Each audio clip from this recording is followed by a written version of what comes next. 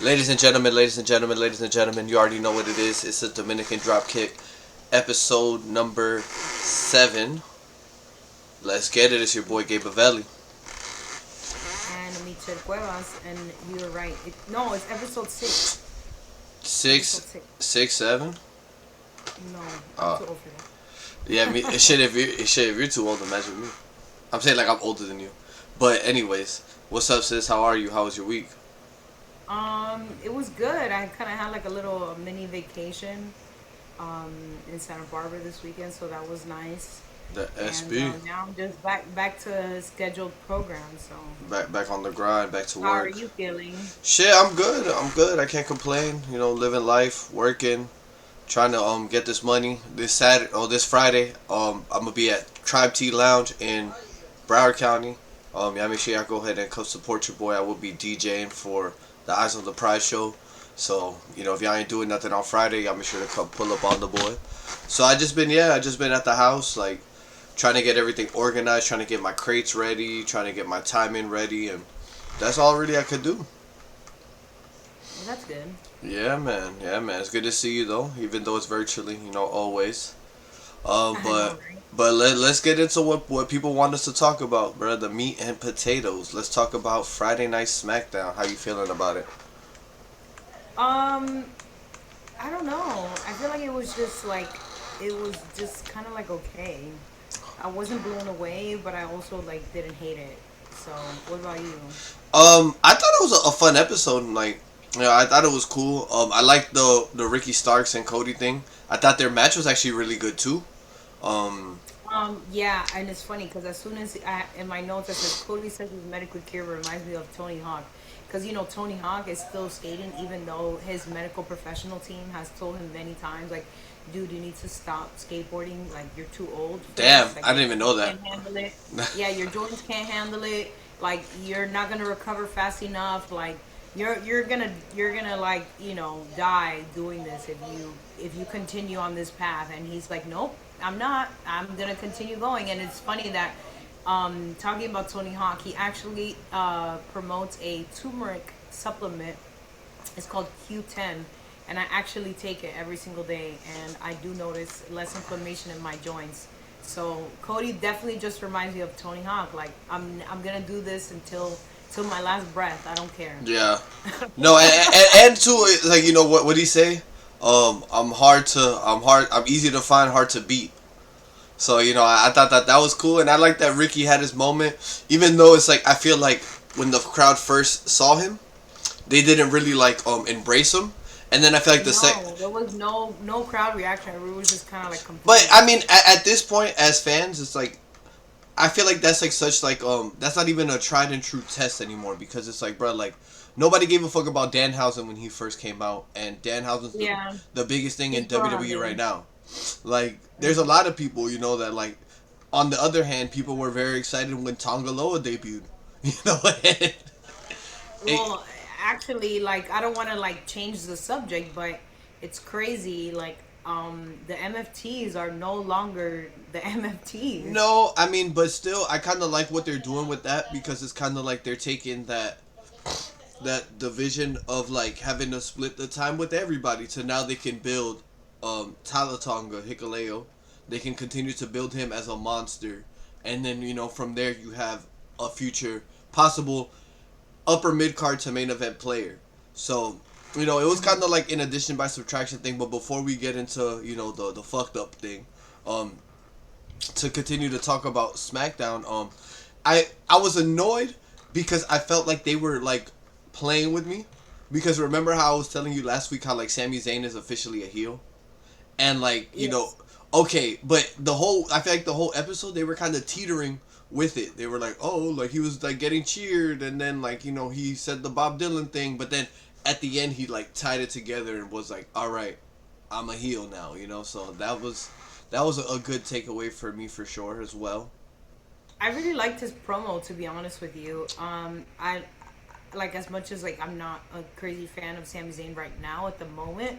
Um, he his promo was good, and I just didn't like that he was like beating up a dummy gingerbread man. I thought that was kind of stupid. I see it kind of like it's a symbolic thing.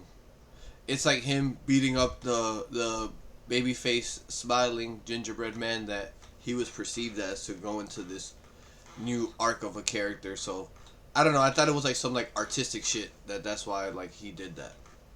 And then for Trick Williams to get so upset about it and like cut that fucking Yeah, now we're gonna have a funeral for the gingerbread man. I'm just kind of like, oh my, what is going on? No, but you see what it is that it's making Trick Williams more of a babyface because it's like we're taking everything that you love. We're taking your manager. We're taking your mascot. We're stripping you down from the aesthetics of just being, you know, the swag master that you are. But now it's like people are gonna start to connect with the person.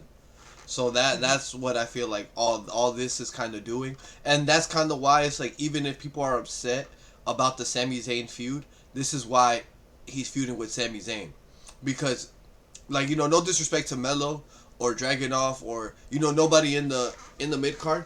I don't think anybody could have drew this type of emotion out of a Trick or made Trick a babyface like this. So that Oh, do you think it had to be Sami Zayn? I don't think I think it could have been someone, but to have it be someone like Sami Zayn, it like made it a little bit better, and it also helped Sami Zayn too because it was the double turn. Now Sami Zayn's character is expanded as a heel, and he can do more, and he can maybe possibly go up and challenge Cody, and you know, so it's a lot more possibility, and both characters mutually benefited from this feud and are going to continue to benefit, and I think they're going to have a good match at Backlash. Oh, so they are fighting at Backlash. Yeah, it's official. Okay. It's I haven't official. really like looked at the card. I feel like the only thing I do know is the Asuka fight and the Roman Reigns fight. That's about it. No, there's another good match on there. Braun Breaker and Seth Rollins. Oh yeah. Come on now. Yeah. Come on now. That match is gonna fucking cook, bro. They're making Braun Breaker right now look so good. They are. They're Honestly. they're doing a great job with him. Like, I think that they're booking him like perfect right now. Damn, what else happened on SmackDown? With the I have here my notes. Fatal Influence is taking over, I told and you. then the Gunther versus Cody Yes. is just trash. I just don't want him. I'm tired of him. Just like go somewhere else. Nah, Gunther's gonna take the belt. Gunther probably be the one to beat Cody. I'm at that point. I'm gonna be one of those videos that you see on the internet where they take the TV and they smash into like a million pieces. Yo, you're gonna be like that Eagles fan in that one video. I'm gonna go crazy. Yo. I don't want to see that. So, and I don't want to. all right. So if Cody needs to drop the belt, who do you think he needs to drop the belt to? But do you think he needs to drop the belt because he needs to heal? Because I just told you No. he's Tony Hawk. He don't care. No, I don't think it's that. I just think that he just has to keep things kind of fresh. You know, cause bro, he's literally been dominating fucking WWE now for what 3 years. You know, like 3 years. That's like, bro, he's rarely lost. Like, think about like I can't really think of much times that Cody's lost, bro. Like the Drew McIntyre thing recently. Obviously to Roman in 39. I don't think Seth Rollins ever beat him. All the matches that they had. Yeah, bro, like Cody doesn't really lose. So there's going to have to be a loss in there to freshen him up or to, you know, continue to have him build the sympathy. So it's like, I wonder who could be that person to take the title from Cody. Oh, to make him like an underdog? Or just, Again? yeah, just not an underdog, but, you know, just give him some adversity. Yeah. I thought it could have been Drew. I still think it could possibly be Randy, but I don't know. I don't know if we're going to get Randy back, to be honest with you, for a really long time. Because I'm just 50-50. I don't know if he was really hurt or if he was selling it. I couldn't tell the difference. Oh, you're But saying... I do know that the last time he did something like that, he was gone off TV for a really long time. Yeah, he was gone And for a minute. obviously he's not a spring chicken. And like when you hurt your back, like it takes at least 2 weeks just to start feeling normal. Right, again. but you don't think that I think that if he was seriously hurt, you don't think that they would have called an audible in that situation instead of doing all the stuff after the match? Because everything that happened after the match at 39 just signifies that the story is going to continue, correct? Yes, but I also feel like Randy is very much like Tony Hawk. very similar to Cody. They will just fight tooth and nail, then to quit. Right, That's honestly all how right, I feel. but the difference between Tony Hawk and Cody is that nobody owns Tony Hawk. Tony Hawk is Tony Hawk. Like his brand Hmm. is doing his shit. Like I'm sure if Cody was like in some sort of danger where he couldn't wrestle, I don't think TKO would try to forego their fucking top asset like that. Like bro, like sit your ass down. Like if you're Well, fucked I up, think that's probably why he's on a break. but he's not. He just wrestled last week. What do you mean he's on a break? No, Randy. We're talking about Oh Randy. yeah. Oh, I was talking about He's on Cody a break. Rhodes. But no, I think Randy is on a break because they're trying to figure out what to do with the story. Like Mm. they gotta put a bow on it of Randy Orton getting the 15th world title reign, but they don't know how to do it yet. So they have to leave. It's better to just kind of leave him off TV, you know, Hmm. have Cody, just keep wrestling. Whoever the fuck wants to come up and try to get a shot, try to make a star, whatever. But they're definitely trying to put a bow on that story. They just don't know how. At this, Maybe they'll start like teasing us like for because the next like major pay per view after this will be um there's a Saturday night main main event. event, Uh huh. and then I think it's SummerSlam, Yeah. but I'm not sure. No, SummerSlam is August. Yeah, you're probably right. Actually, the summer. So yeah, you're right. All right, all right, all right. What about this though? What about like, fucking, somebody's challenging Cody for the title, and then Hmm. Randy Orton screws Cody out of defending the title. The title goes off, and then Cody goes off to just feud with Randy for no title. That could also be a thing. See, but that's another thing that I don't like. I don't like when people who have titles fight fight a match when there's no title on the line. Like I don't like that. And I've seen that multiple times, like through both shows, and like to me that's like a waste. It depends. I think No, it was JC no. Jane, right? JC Jane fought Rhea, and it was a non-title fight. Right. And to me, it's just kind of like if you're the champion, like just fight and defend your championship, No. just like CM So Punk did, right?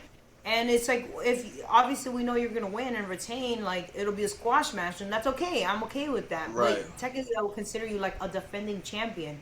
But fighting and then not having the belt on the line, it's like why are you fighting anyways? Right. But I mean, just to play devil's advocate on that is like the title eliminator. It gives you 3 matches as opposed to just one match. Cause think about it. If Rhea Ripley would have defended the belt against JC Jane, beat JC Jane, right? That's it. Hmm. It's like what? What else is there left to do? Like she's gonna keep coming back, but there's really nothing for JC to hold her hat on. Let's say they have a title eliminator match, right? Non-title match. JC Jane gets the W. Now, when they have the return match for the belt, now it's like JC Jane goes in and she's this much more credible because she holds a win over her in a title eliminator.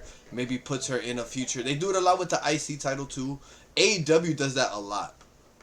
I A can understand what you mean, but if it was up to me, I'd rather see them like do a number one contenders match, meaning like two people who are capable of fighting for the title, and let them fight, and then whoever wins is the person that gets to fight no, for the title. I mean I see what you're saying because you're saying like there's no title eliminators in UFC or like boxing or something like that. Like it's just they Yes, fight, yes. the champion fights, and this the belt's on the I line. call you out, you say yes or no, and then you fight, and then Right. obviously like that's why Max Holloway was still the BMF champion because I didn't he didn't get called out for that. Yeah, basically. Yeah, Or he basic. called somebody out and then he won. No, he fought someone for the featherweight title and lost that. He fought Ilya and then he lost that and still remained the BMF. But Ilya was saying that he should be the BMF because he won because he beat him because he knocked him out or whatever. So Hmm. yeah, it's like a whole thing. It's like a whole thing, but I do understand what you're saying in regards to like if a champion fights, it should be for the belt. But I don't know. I mean, I kind of like the title eliminator thing because it gives you more matches, which in reality is like as a wrestling promotion, that's what you want is more ways to get matches and more creative ways to get matches and add shit more to matches. Hmm. Well, I mean, I feel like what's most important is what do you guys think? Do you guys think that it's better to have just a number one contenders match, or a title eliminator match. Like I would like to know what you guys think because obviously me and Gabrielito are on both sides of the fence and neither of us are wrong. But just let us know down in the comments. Right, and of course, it's like, it just depends on how you like your shit or what you want to do. Um, Hmm. damn, what else? All right, we talked about Sami Zayn. We talked about Trick. We talked So about one thing I have in my notes is I actually want to see Tala Tonga and oh, Damian Priest fight. I ooh, think that'll be awesome. that'll be actually a good fight. I like that. I like Yes, that because fight. they're two both Uh, big, tall no, gigantes. honestly, too, Tyler Tonga should kind of take from Damian Priest's style. Like if he was like, cause I like the way Damian Priest wrestles. Like cause he has I like do. he has the striking, but then he also has like the traditional wrestling shit. But then he also has like big man stuff. But to me, he's not like Yeah. I don't consider him like a Kevin Nash big man or like an Undertaker big man. I consider him more of a Scott Hall big man, where it's like a Razor Ramon, like a medium big man. Yes. Like Drew Mac, But I feel like Drew Mac. Like Drew McIntyre is to me like a yeah. medium big man. Yes, but I think how Tala Tonga wrestles, it reminds me a lot of Kane. Yes, yes. Like they're like very like slow and like methodical. That chop. I really, yeah. The obviously he does the choke slam, but just the way he like moves, and then like he'll do a power move, and then like kind of like similar to Roman, kind of like take his time on his prey, things like Yeah. that. Now the Usos made him look like a fucking $1,000,000. Oh, for sure, Yeah, for they sure. made him look great. They made him look great. Hmm. Jacob Fatu with the all white fit coming out. Oh yeah, Yo, yeah. Jacob Fatu drip sometimes be throwing me. I can't lie, bro.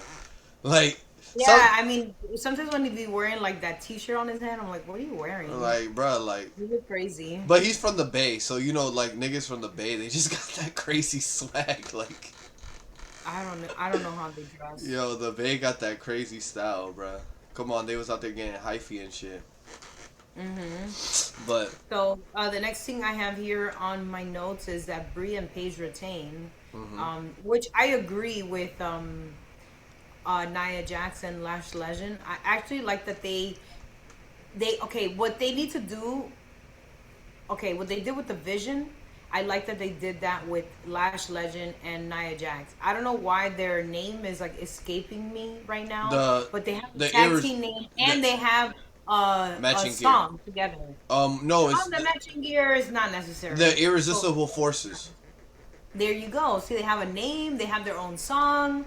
So, and then it's like if they wanted to break them up or do their own thing, they have their own individual songs and identities, but they're also like a group together. Yeah. So I feel like that's kind of what the plane that I was trying to land last week and explain to you about the Vision. Like, why aren't they doing that with them?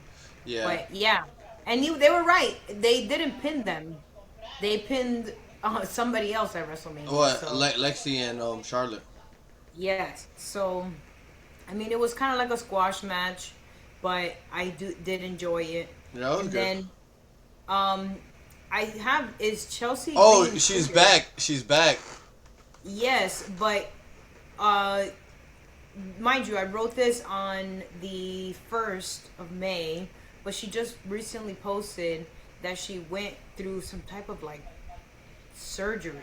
And I don't Again? want to say what it was because I don't want to say it was like a heart surgery, but she was like, I finally got this surgery and blah, blah, blah. Like, I'm so happy. So it's just kind of like, I just, sending prayers to Chelsea Green and a fast, speedy recovery because we need you, girl. We Yeah, need you. you're the literal goat. So, You're the literal goat of the division. Like right? So we need to get Chelsea to a world title, bro. I I don't. know. I don't know. At this point, I'm gonna. Do I petition or do I riot? Nah, we gotta write the story. We gotta write a good enough story to get her there. Cause that's the thing is, I was like literally like smoking with my homeboy. Like that's what we do. We get high and we just like try to come up with wrestling angles. And like we were trying to like come up with an angle to get Chelsea to the belt, and we both were like it was just like everything that we were thinking of has been done. You know what I'm saying? But then we had this like kind of thing where it was kind of coming together, where we were like, all right, Chelsea wins Money in the Bank, but then it's Hmm. like she comes up with the perfect plan to cash in, but then throughout that she's like auditioning different like superstars to like fill her perfect plan. So it's like, like she just auditioning people. So it's like she could use like Tozawa and like, like people like that to have them part of the plan to like try to like make her have the perfect cash in. But of course it's Chelsea Green, so she's gonna fail multiple times before Yeah, actually getting kind it. of like Plankton. Exactly, and you can do that for a whole year. Also, I like that. Speaking of that, I do like how Tiffany Stratton called out Kiana James. Oh my god, I'm actually like really excited about that. That's gonna be a good match, bro. Honestly, the Kiana James character is so versatile. Like you can do so much with her. Like you could put her in male storylines just off of the fact that like she's a lawyer.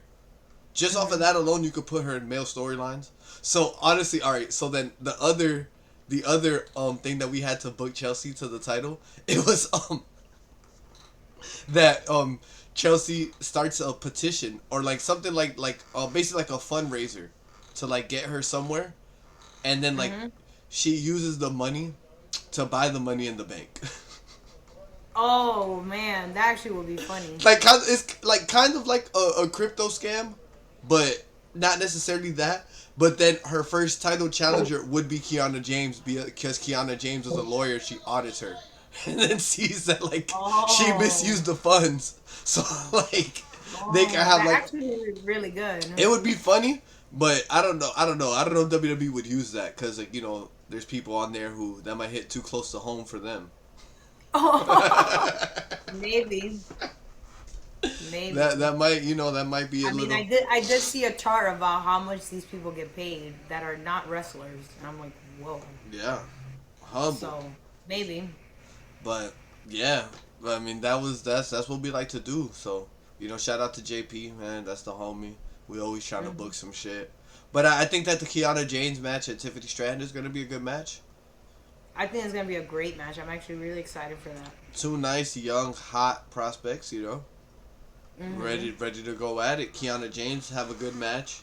It could lead to her turning on Julia, and then you got. I think that that's already in the works because I feel like them together is not a good pairing. I don't, I feel like I feel like Kiana on herself is strong. Is Kiana is strong enough to be on her own. and so is Julia. I think they're. Agreed. I don't think that they complement each other. I don't know. I think in a way it sounds good on paper, but yeah, I think that once it didn't execute how maybe they thought. But Hmm at the end of the day, we're gonna get to see now with Kiana James finally getting that opportunity to wrestle. hmm Um, Well, yeah, and I actually think she's a good wrestler too. So. very athletic. Really strong legs too. Like she has good legs. Like she moves well. So yeah, Hmm I think so. I think I think they're gonna have a great match. Damn, you know Okay. what I realized? We still haven't seen Yeah. Jade Cargill. Oh yeah, we haven't seen Where her the yet. fuck? Where the fuck So she maybe been at? maybe this week we'll probably see her. She's Yeah, probably getting some time off. yeah, yeah. Too. Yeah, yeah. She probably taking the after Mania break. Hmm But what did you have in the notes? So I feel like Royce Keys needs an opponent, and then I also didn't know that Jacob Fatu and Royce were friends. Yeah, but they're both from the Bay. They're both from the Bay, and they also Yeah, but you could be from the same place. Doesn't mean you no, know each other. but the Samoans train Royce Keys. Oh, see, I didn't know that. Mm-hmm. I think he trained at either Rikishi school or one of those schools. He Mm. might have trained at the school that the whole Roger Jackson shit happened at. I'm not sure though. I'm not entirely Uh, sure. that the whole thing about the It's, guy not it's, being involved and then he got beat up. it's like the whole Psycho Stu thing. I think that was that same school. Oh. It might have been. It might have been. I'm not. Don't quote me though. Don't quote me because I'm not. I'm not sure. Mhm. But I know that yeah they both go back from the indie days in California, and yeah that was kind of crazy how they fucked him up. I was like, damn. So what? Are we gonna get Jacob and Royce Keys teaming up? I mean, well, that's kind of what I understood because they got attacked from Talatonga MFT and solo. Solo. Those MFTs are over. But you're right. You're right. You're right. But I like how they. It's no longer available. I do like how they're heated solo back up though. I do like that. I do like that too. Like And I don't think he needs a squad. I just think he just needs one person. I mean, And I feel like honestly, the thing is about that one Solo, the person. thing about Solo is after I think it was like after like this year where he showed like the funniness to his character. You could put him with fucking 100 people. You could put him with one person. Like, I think Solo is money, bro. And I will die on the hill that he should have beat Roman Reigns at the Netflix debut, and they fucking fucked it up. I do remember that, but I just don't know why. I mean, obviously they're gonna put Roman to win. I mean, but still, I still think Solo should have won that. There was no title on the line, no nothing. Like, Roman really would have lost nothing from losing that match, and Solo would have gained so much. Oh, because it wasn't like for a title, No, anyways. exactly. It was, bro, It was like, just like and fighting. no, they were fighting for the Ula Fala, which Roman could have just got it back. Oh, he could have. He could have Like got it because they're back. part two. Yeah, Like like like two best two out of three. something like, bro, that shit never Mhm. ends, bro. Somebody else coming for it or whatever. But I think Royce will help out Jacob maybe at Backlash. Maybe, maybe, but I also feel like that's kind of like something that he would want to do on his own. But still, So, so then it's like I said, it's like if you lose, you gotta join the bloodline. That's what I feel like the stakes should be. I don't know. I feel like I'm like, nope, I don't like that, bro. I don't like that at all. Because I feel like Jacob needs to stay the Samoan werewolf and be a lone wolf, and he's good enough to be an act by himself. Like, like you see, like the Usos are good enough to be an act by themselves as well. But the thing about them is that it's like if they can be with Roman, why not? You know, Hmm. it's like I'm gonna. It's like if I can have pizza and ice cream, I'm gonna have pizza and ice cream. You know, like But I honestly think that they're playing off nostalgia because the bloodline story was so good. of I feel course. like they're trying to bring people back by doing that Of again. course, of course, but that's what they do with every storyline. But they've been trying to do that shit since fucking Hulk Hogan left in fucking the 80s and, you know, trying to recreate that and trying to recreate the Attitude Era, and now they're trying to recreate the Bloodline. It's what wrestling is, you know? Hmm. So it's like, you know, just different iterations of it, different splashes of it. Um did anything else of note happen on SmackDown? Yes. So Danhausen needs a tag team partner, Oh, I and I like kept this. thinking about it all week, and it's gonna be a Backlash, and it's like who could possibly be a tag team partner for Danhausen that will complement him? I mean, honestly, anybody can work with Danhausen. You could put him literally with anyone. Anyone. I mean, I don't think you could put him with anyone, and I'm also trying to think of like who is available, right? Because I feel like our Truth would be a good tag team partner for him, but he's obviously in the tag team title division with Damian Priest. He's a So I'm champion. trying to think. I'm trying to think in SmackDown Nah, you know, who's available, right? you know who I mean, I would like to see like LA Knight or something. you know who I He's think, not doing anything. you know who I think would be dope? Fucking, and I don't think it would happen, but I think CM Punk would be fire. Cause you know CM Punk is who got Danhausen basically in WWE, right? Oh, I didn't know that. They're actually like really good friends. Really? They're really really good friends. Like outside of like in the locker room, I guess you would say. So I don't know. People have been floating around Punk, but I don't know. Honestly, like LA Knight would be cool. Um, damn, who else is on SmackDown that's not doing nothing? That's what I'm trying to Cause think. that's I've the been thing. thinking about that all week before I Cause came on this call with you. Is like who could possibly like do they bring somebody up? You yeah, know, do they like from what NXT if they what if they bring or what if that's how Drew comes back? Drew McIntyre? I think Drew McIntyre is like I don't have time for the shenanigans. Well, he's way too serious for that. Yeah, he's way too serious for that. I don't think he'll be. I don't think he wants to play along Yeah, and have fun because his character is so serious, you know. exactly. So I'm just trying to think like who is available on SmackDown. Yeah, shout out to Kit Wilson though. He's been fucking killing it, man. Yeah, and obviously it's He's not gonna be Kid because Kid is tag teaming with the Miz. So Miz. it's like who else can be? I mean, do you think they're gonna bring like Jelly Roll back or something? I Or don't. You know what's funny? I was fucking thinking that. I was like, I hope not though. Damn, who else could they bring? I mean, okay, I'm about to Google it right now Like, because look up the I roster. yeah, I'm about to look up the roster right now because what the hell? Like, how come I can't think of anything? Let's see. Because the thing is that I feel like everybody on SmackDown is pretty much doing something. Let's see. I'm not gonna lie, Royce Keys would be fired too, though. No, it's just he's too big, and I can't take him. I can't take him serious trying to make me laugh. Cause you gotta think about it, right? With Danhausen's style, they're gonna be putting like pyros and stuff like that. So, you have to think about somebody who can do both. Right, but I mean, at the end of SmackDown the roster. at the end of the day, when it comes to that, is like you gotta add wrinkles to somebody, and that could make somebody more likable too. You know. Mm, Like that shit could make Royce Keys more likable. okay, so I mean, okay, so I'm just looking at it right now. So as far as the, should I share my screen? Yeah, go ahead. Hold Okay. on. Who is this? She's in NXT. She's part of the family.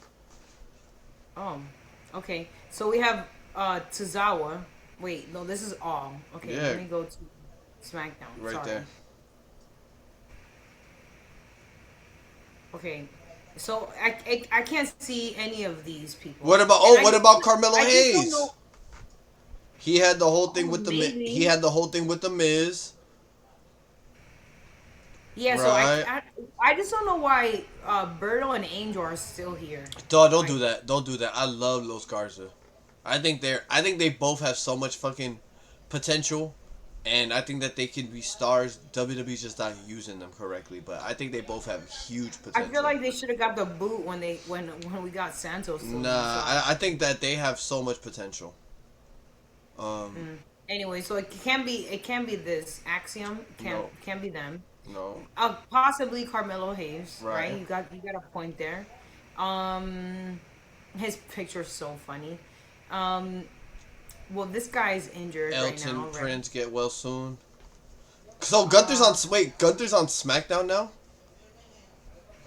I feel like he's like Cody. He could be on both. right? But I guess he's on It's SmackDown. crazy that they have Damian Priest and they put the. Oh, I mean, I guess he's a tag team champion. So Yeah, here. yeah. Okay. No So Dragunov. maybe Ilya. Well, I feel like we know it's not KO. Definitely not Kevin Owens. Get well And soon. then, yeah, get well soon. Maybe it could be Johnny Gargano. Does he have Because any? he has nothing going on right now, and he's been trying to play that role of him like planking everywhere What and about stuff. Even when they did the battle royal, you yeah? saw him planking at the ring. What about your boy Matt Cardona? I think he's too serious for this. Damn. Yeah, and then R-Truth is a tag team Damn. champion. Yo, So, and then that they're not gonna pick this guy. yeah, Nathan So Frazier. I'm not gonna lie, the roster is pretty fucking small. it's skim. Yeah. So either they're gonna bring somebody back, or it might be Johnny Gargano, All right. Ilya, or Carmelo Hayes. Carmelo Hayes. Carmelo Hayes is funny. Yeah, So, Carmelo Hayes is probably my final guess.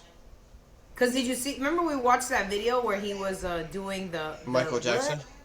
What? Oh, yeah. No, he was doing the Stone Cold. Oh. He's like, what? And then Carmelo Hayes just like was laughing at him. Yeah. So maybe it could be him, or they could bring somebody. But someone was saying that it might be John Cena, and I'm just kind of like, if they bring like John bro, Cena, people are gonna absolutely like start riots. I'm not gonna because lie. You know, how many people paid to have those tickets to see him, like his last match. It's do not all even. this, It's and then not. he It's comes not. back again. It's not even that. It's not even that. It would just show how fucking money hungry that this company is. To have a man, because the thing about John Cena is like, from what we know from the whole time fucking knowing him is that he's a very sure person. So if John says like, bro, like I'm done, like bro, like I know in the fact that he's done, that he feels like that he has nothing to contribute to the business. So it's like to force him or to try to leverage him to wrestle again, I just wouldn't think would be fair at all. In my opinion, you know.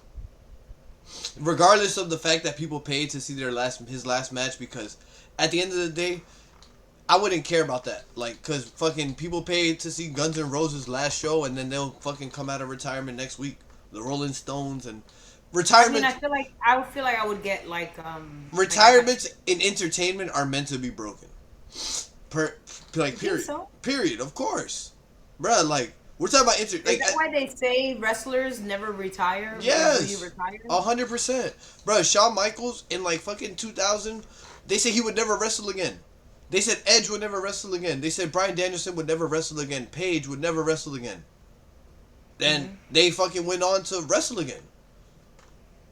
You know, so it's like, in any type of entertainment, and that goes from movies, music, anything. The only retirements I take serious are sport retirements, because that's like, you know, something that's factual, that the sport has passed you by. You have nothing to contribute. You're not winning. Like, all right, you're retiring. You know what I'm saying? I understand that. Like, that makes sense. But like, a wrestler retiring, bruh, whatever, bruh. I'll see you in a couple years. You know, Cena might be the one to hold true, but anybody else, see you in a couple years.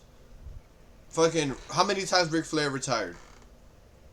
Oh, but yeah, he's officially retiring. He can't do it. Nah, and he's still talking about one more match. Oh, I know. And he just sounds like he's asking for a death sentence. Exactly. So it's like, bruh, if the funds is right, bruh, them Saudis come out with that bag, bruh, John Cena will put them jean shorts the fuck on. I don't care what nobody says. Oh man. I don't care what nobody says, bruh. And when is the next Saudi pay-per-view? I wouldn't judge him for it, or I wouldn't look at him like any less, or not lose respect for his official retirement. You know, we know what it is, bruh. At the end of the day, we're all human beings. You feel me? Damn. So that was SmackDown. You want to talk about Raw? Yeah, I guess we could go ahead and talk about Raw, because the only thing I have left here is the Samoans are taking over SmackDown. Uso versus Solo versus Tala. Where is Jeff Cobb and Tama Tonga? But Yo. I guess we could talk about the releases after we talk about SmackDown. Or I mean, after we talk about Raw. All right. Let's do it. So Raw starts with Roman Reigns stressed out in the back. You know what I'm saying? Oh yeah. So I feel like they're kind of planting the seed to do Roman versus Rollins. I mean, of course, but that's always there. You're in my way. Yo, that's always there with them though. That's always there with them. You know, they're gonna be forever rivals. So you know that's always there. Fucking Braun Breaker comes out and Braun Breaker and attacks destroys Seth Rollins. And he speared honestly, him like, out the Chelsea boots. Really good. Yeah, oh my god, I was actually laughing about that. I was like, he's getting stomped out. We're stomping him out with the Chelsea boots on. Yo, I was like, yo, this is crazy, but whoop, got his ass whooped. I like Rollins' outfit too. I mean, I know that's like kind of low hanging fruit because he's like known for dressing well, but I like his outfit. Like, I like that skinny tie. But I like that skinny tie layered type of look. You know what I'm saying? I feel like I liked it better when he was like more like flamboyant, like a runway fashion show. See, but I just think I didn't want to say flamboyant because I don't know if that's like the right terminology. No, I mean I liked it better when he was like literally like if it was like Paris Fashion Week every week. Yeah, I like that style better.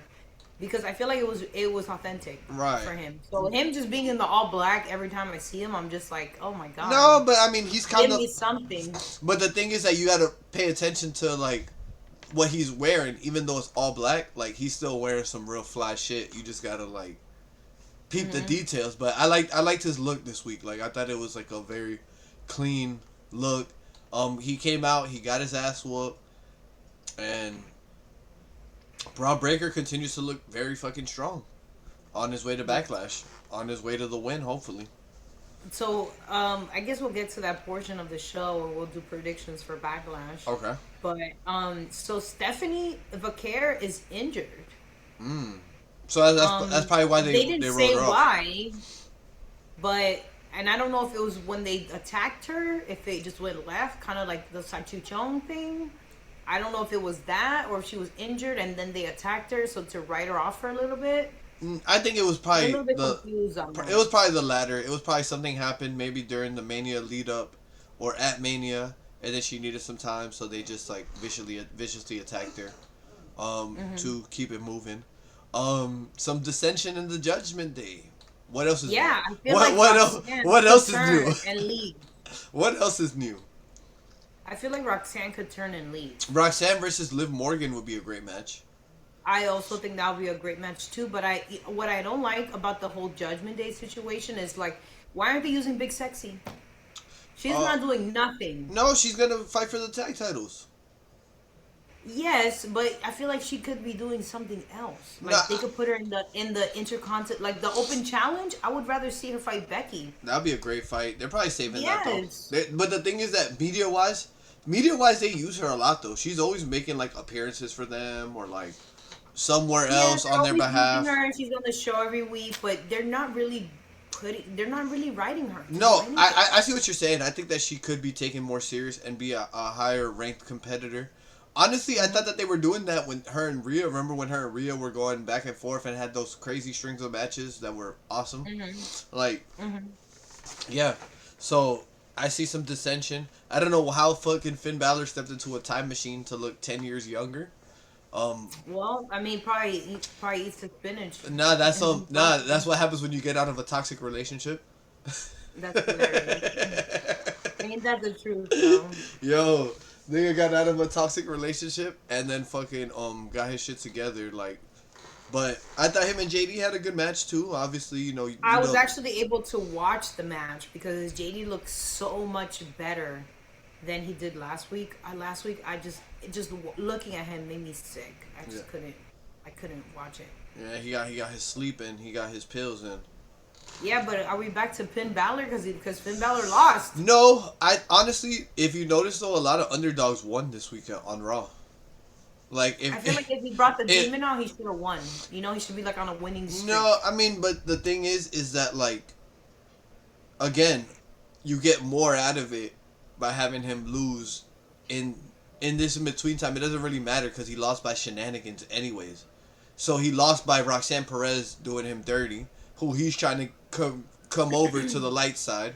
You know what I'm saying? She had to do it because she wanted to prove her loyalty to the Judgment Day, but we know in her heart that she didn't want to do it. So you get more out of it in that story. And then also too, JD deserves to fucking win. Bruh, JD goes out there, puts his body on the line, takes the biggest bumps, takes everybody's fucking finish.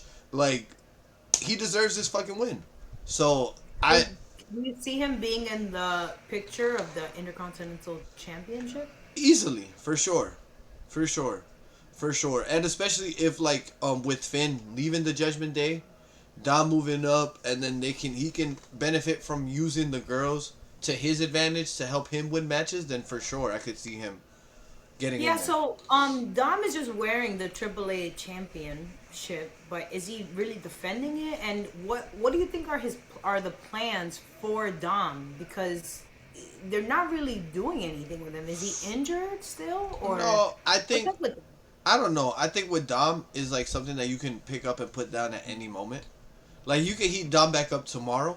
So right now they're probably trying to build JD, and Dom's probably like, I'm trying to build JD.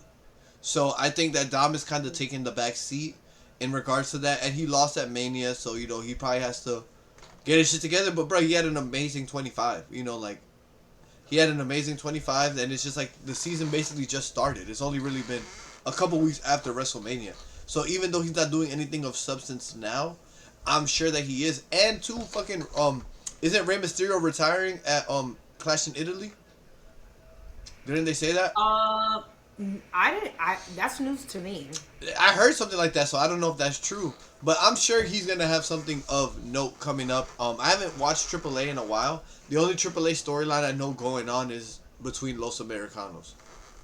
Oh, actually, I'm gonna try to watch that this week because I do have it on here that there was a triple threat and the Creed brothers should not be wearing the mask and should have just named their group Los Hermanos Americano. No. That would have been great. Yeah.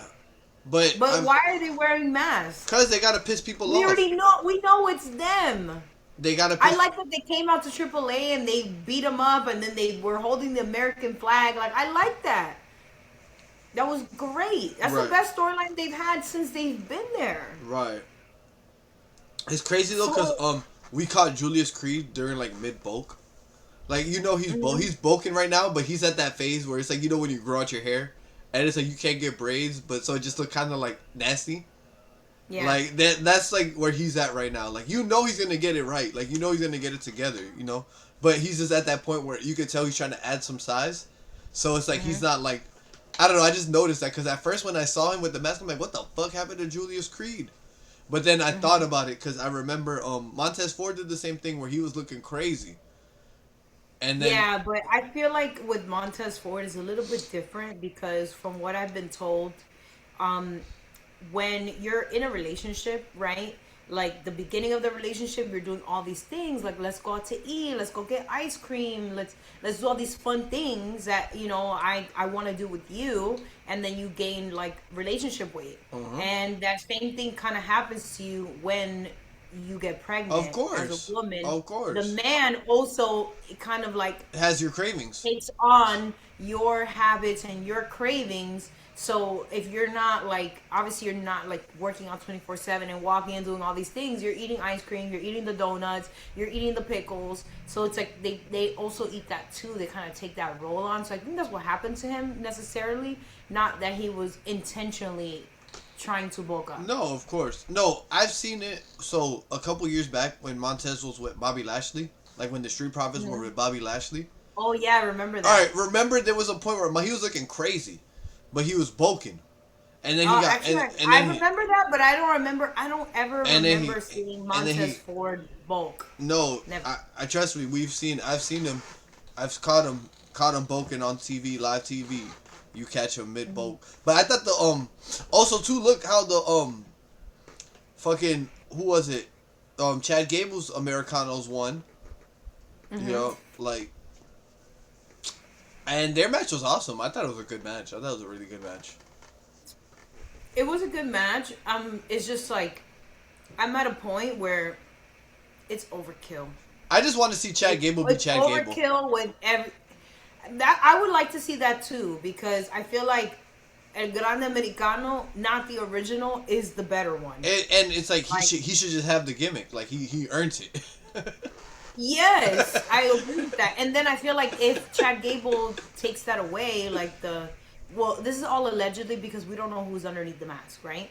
So if Chad Gable comes back after being from gone for recovering so from surgery, gone for so I feel long, like you could throw him in the Intercontinental Championship bro. Honestly, circle. with Chad Gable, bro, if you book it right, bro, you could make him a world champion.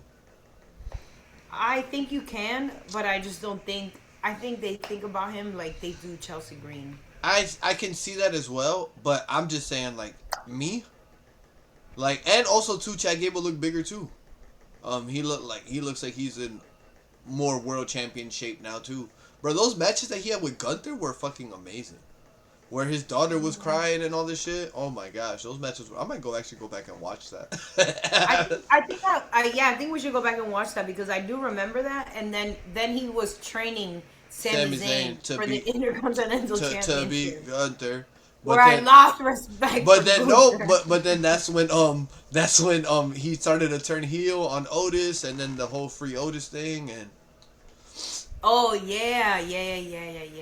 So yeah, I just think that they should just get rid of this whole um just leave the Grande Americano and the Los other two, I Lo, guess, the other two minions that roll with him. Leave that be. But El Original and the two stooges that came along with them, yo, what just they say like please just end it. what they say Just take a chip and it, end it. it was Julio and Rudo, the Crudo brothers. When I told when I feel embarrassed. I Yeah. feel embarrassed for the Mexican people at this Yo, point. yo, this is Es un relajo, and I don't like that. but I don't like it. but the Mexicans love it. The I Mexicans liked it love it. better when they came out with I hopefully next week I'll probably have that clip saved. But they came in and they put him through the table and they were like, "This is the American flag." Like, ah! I'm No, like, "Oh my god, that was great." it's crazy though how like Chad Gable did all this because he couldn't beat luchadors, and then, To still lose. but I think he's gonna lose the mask, and then I think we'll get the original Chad Gable back. I mean, Um, how do you think they're gonna? Well, if it is Chad Gable under there, how do you think they're gonna do it? Is he gonna just reveal himself, or it's no, just randomly? he's gonna We're gonna get the Alpha Academy music to come back, and he's gonna no, come out. he's gonna lose the mask. He's gonna rip it off his fucking face. He's gonna go into shame for maybe some time, and then we'll probably get like because he's probably gonna go away for a while. So they're probably gonna have like some vignettes where it's like, oh, I was ashamed. I was da da da, and then like him like rebuilding himself again Hmm. is most likely what's gonna happen. And like I think that's what they do. I don't think that he can lose the mask and then just come back on TV the next week. But you never know. They might do that. You never know. They might do that. You never Fucking know. what the Obafemi Open Challenge or what you got on the notes? Yes, I do have that. So I think that's absolutely crazy, right? Just really think about it. So Obafemi, when he came out, right? Obviously, I'm hyped. And then when the Alpha Academy music comes on and it's Tozawa, I wanted to throw like my phone at the TV. I was so pissed off. And then obviously like he runs away, and then Otis was like, "I'm gonna fight him," right? Which is something that I would actually like am entertained to see. But did you know that Otis and Oba weigh exactly the same? Yeah, I can see that. That's crazy, but I can see They that. weigh. They both weigh 330 pounds. Can you like just look at the difference of what height Oh, bruh. makes? How much height makes a difference? Yeah, Crazy, right? insane, insane. Yeah, like I don't he's think like I don't think they both weigh that, but they yeah, do. They do. They both weigh 330 pounds. right. That's their kayfabe weight, but I don't think that that's like their real weight. I don't know how much you think Otis weighs. Probably. Yeah. Nah, you're right. Nah, that actually does make sense. Yeah. And then I know that that's how much Oba weighs because he is 20 pounds more than Brock Lesnar. Yeah. So I feel like that's crazy that they weigh the same exact weight, but they look like two totally different Well, people and two Oba totally has different like builds Oba because has of the like height. Oba has like 5 inches on him. More than Probably more that. than that. Actually, yeah, more than that. You So that's see? what I'm saying. Like, look how much height makes a difference. Did you see how Braun Strowman was like, "Oh, Otis goes up easy." No, I didn't. He said So that on like so Twitter or yeah, something. so Braun Strowman's been like side on the sidelines hating on Obafemi. Really? Why would he do that when he has a show to worry about? What's his show? The where he goes to different restaurants and he orders everything on the menu. It's actually really entertaining. I never seen it. I didn't even know that. Oh, it's awesome! It's called Everything on the Menu with Braun Strowman, and he goes to like wherever they go, On like YouTube? because they go. No, it was right after. No. Oh, he's on network TV. Yeah, it was like right after. It's either right after Raw or right after SmackDown. One of the other. But it Really? yeah, I watched the whole season 1. They're working on season 2 right now. Really? Yeah, it's really good, and like the episodes are entertaining. He's entertaining. He actually is like to me like a real foodie. Like he takes a bite of the food and can actually like, describe it. Not like this is good. Like no, like that. No, Yeah, you're a horrible food reviewer. he'll Like tell he you actually is like, oh, this is like it feels very decadent. Feels very buttery. Like and then acidic. yes, but he also goes to like different styles of restaurants. So he goes to like a local like mom and pop, but he'll also go to like a 5-star dining experience where like the chef basically makes dinner for you. You don't choose, you just sit and eat. So he has like different levels of like he's been to like 5-star steakhouses where he orders everything on the menu. It's just different. No, Different things, I'm not gonna different lie. different levels of money. I So it's not like oh I'm just going to this mom and pop diner and ordering a burger. I would actually kind of like that. That sounds interesting. It's a really good show. So to me, I just feel like you have too much to worry about, sir, to be hating on the sidelines. Yeah. So You, no, but you hung up your boots. You hung up your boots, and you have a, to me, in my opinion, a better opportunity Wait, he to retired. He retired. still He retired from wrestling. from. Don't quote me, but I think so. Because I just thought he got canned, and then he just like started doing other shit. Well, this show is part of this.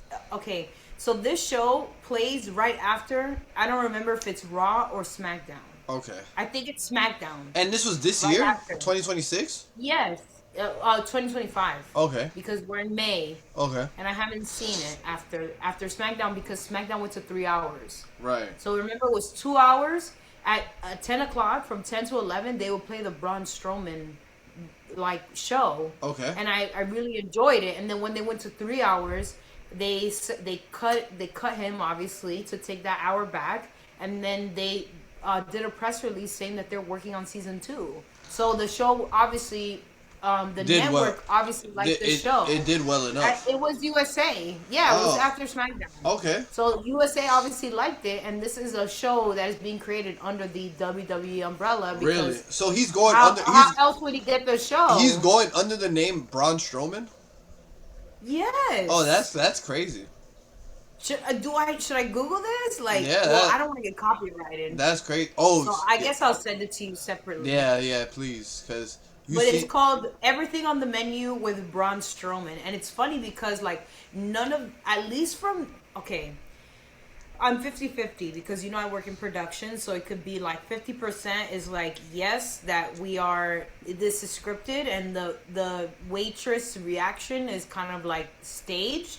Or he really goes to places and it's like he'll look at the menu and they'll be like, oh, what should I get? And then he talks to people that are sitting in the restaurant and they're like, oh, this is my favorite. I get this every week. I get this every day after work or whatever. And he talks to the local people that are sitting at the tables. Mm-hmm. And then when he goes to the waiter or the waitress, they're like, okay, so like, what do you like? And he was like, oh, well, what do you like? What do you eat? Because obviously when you work in a restaurant, you have to try the food so you know what's good and what's not good. I mean, yeah, what are you gonna, you're not gonna take free food? You're not gonna eat on your lunch break? Like, well, as somebody who worked in a restaurant, that was kind of like part of my training. I had to try every single thing on the menu. Oh, wow. Unless I was allergic. So, like when I worked at a Mexican restaurant, they made the mole, and some people make it with peanut butter and some people don't. So you have to be aware. You can't taste it, but people who have a nut allergy, you have to let them know, like, because it's not written on the menu, like, you have a nut allergy because there's peanut butter in this, and it's not very, like, it's not an ingredient that you're like, oh, nutmeg. You know what I'm saying? So he would sit down, and then the waitress or waiter would tell him like, oh, you should get this, you should try this is my favorite, and he goes, all right, so I'll just order everything on the menu, and they'll be like, wait, what? What? Everything? Yes, every single thing, every dessert, every appetizer, every entree, just everything on the menu. Yo. And then they like do like this huge like smorgasbord spread. And it's so awesome. Like, really? And he tries everything because, he could eat. So it's not like he's eating one whole thing, but he tries everything and then, like, he eats majority of, like, what he likes. But at least he tried everything and can describe it and will tell you, like, this is, like, a delicacy or whatever. And it's a good show. It sounds good. Yeah. So I don't know if we'll actually, I don't know if you knew, but SmackDown is going back to 2 hours. Oh, thank God. Oh, my gosh, bro. That's the best. So we might get the show back when they go back to 2 hours. That's actually the best news I got all day. And it's not because I don't mind it being 3 hours, but I just think that you're going to get better TV when they have to, like, really write for 2 hours. Like, 2 hours is the perfect amount of wrestling, bro. Agreed, but Raw is 3 hours. Okay, so it's funny that you say that because after the Joe Hendry match, like the whole shit happened with the Vision. I was like, oh, Raw could just end right here. That's a good ending to Raw. And then I looked at my thing and I was like, oh, they had another fucking hour. Oh my God, I know. It was just too much. I'm like, yo. The Americanos fought, and I was like, and then I pressed the middle button. I'm like, oh my God, there's still like 20 more minutes. I guess. All right, so another thing, random thought, but Austin Theory's beard bothers me, bro. I feel his like you should go back to the tights. bro, his beard bothers me because it's like he has all this here, and then it's like so thin here, but we know he can get a full beard. Like Well, I we mean, why know doesn't he. he just do what Trick does, do the Beijing? Nah, Trick don't got no Beijing, bro. Yeah, he does. You didn't know that? You No. can see it. Oh, you're saying on not you're saying in the beard, not on the hairline though. Both. Not a lot on the Nah, hairline, but I see definitely in the beard. I see the white chalk on the hairline sometimes, but I don't like that. I don't like that either. Why do you guys do that? No, it's not us. Sometimes the clipper, like the straight clipper, you know, like the gray one that they do to start the tape. Sometimes if you leave it like that, like it will leave you with a natural line, like the natural white line. Or a lot of times that's like barbers who aren't really that experienced, and they use the chalk to follow. Like how you when you do somebody's makeup, you know how like you'll probably have like something where you follow that outline type shit. I can see that too. That's but what I that's just, that's just the like wipe it off. that. You know? But some people have it like as a style or like it's just like oh like you know I just left That's like like I'm when I see people wearing like their sneakers and they still leave the tags on them. yeah I hate that. I hate that. It's like It kind of oh gives me that. it's like oh my shits are authenticated like bruh. Whoop de doo. Okay. Whoop de doo, bruh. She's gonna sleep with you now for sure, bud. Oh my god. So yeah, SmackDown's going back to 2 hours. Thank in the goodness. summertime. Thank goodness, bruh. Thank goodness. That's Which I don't know if that's like because of the WWE decision or if the network USA. no. was Maybe they just weren't No. getting the ROI on that third hour that they thought they were gonna get.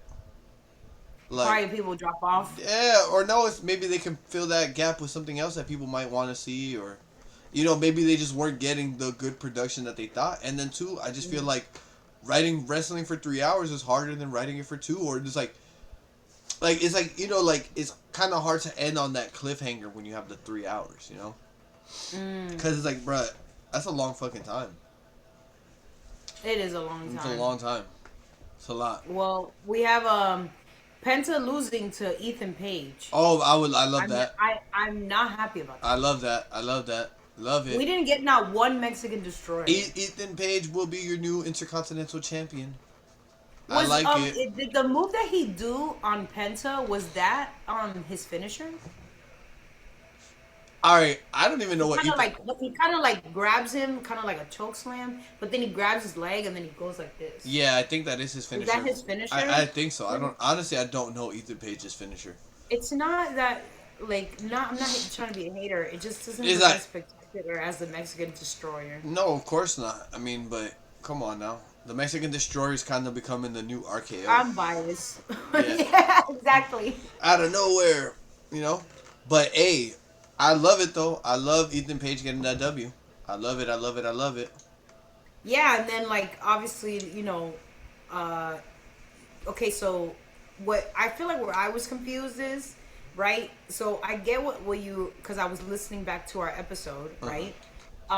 So I see how you're saying like we just want to play, so we're gonna beat you guys up because you guys are ruining the fun Yeah. aspect that you were kind of saying, but like, where does this lead Rusev and Ethan Page?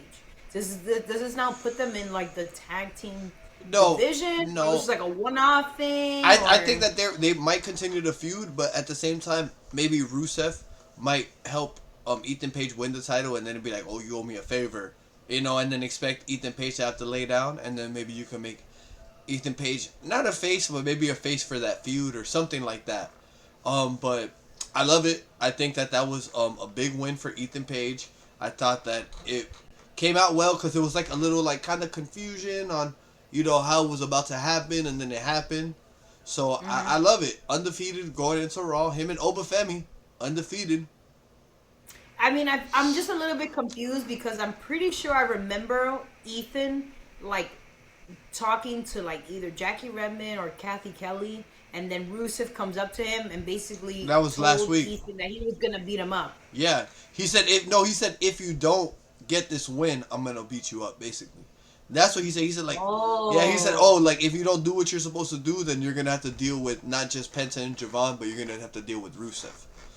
That's why when they won, that's why Rusev was smiling so hard. Oh. That because he was like, You oh, think they're okay, gonna put them against each other or of no? course, of course, they're both Because trying. even at the end, they were like, he was like, oh, you could read his lips. At the end, he was like, oh, now you like me. They're both using each other. They're one like So they're both trying to be friendly, oh so evil friendly. yes, because think about it. On Ethan Page's side, Ethan Page can use Rusev because he needs extra muscle. It's Rusev. He's a fucking badass, right?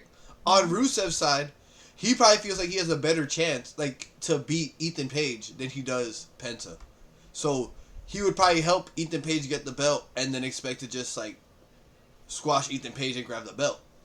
You get what I'm saying? So in kayfabe, they can both use each other. So, but I love it. I thought it was a huge win for Ethan Page. I really, really liked it.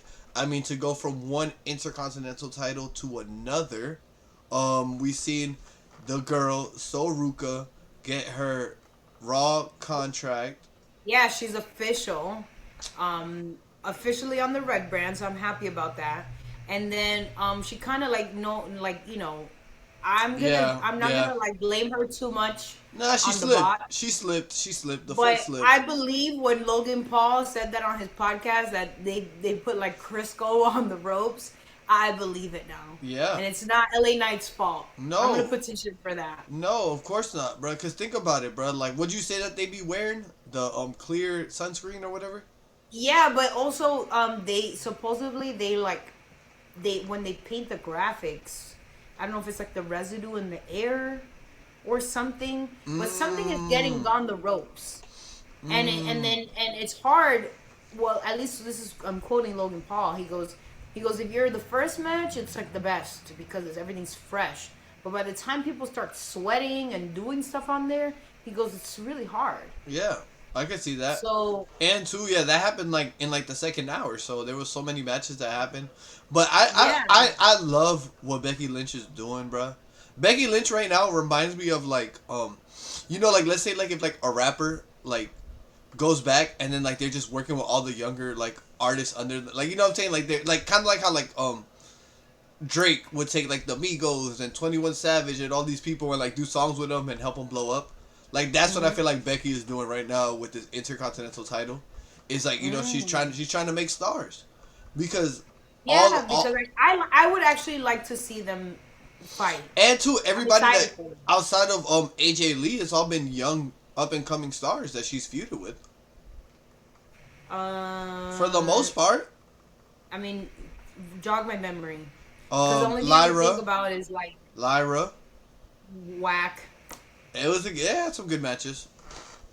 I Uh, feel like she's such a good wrestler, but her as a character and the way she dresses is just I don't know. And atrocious. I thought that fucking with Bailey would give her, a little bit more swag. I think that's what they're trying to And I do. thought so too. And guess what? She's still boring. Like, I think that's what they're trying to do. Yo, Bailey looked really good this week too on Raw. I thought she looked really Bailey nice. looks really good, and I'm kind of like, excuse me, I'm kind of like a little bit upset because I was rooting for Bailey when she won the women's championship, and like now I just feel like they're just burying her character. It's not that I don't think that they're burying her. I just think that they have to heat her up. I think that they're just using her for what they can. But yeah, I think that there's more that she could be doing. But maybe she doesn't want to do what Becky Lynch is doing.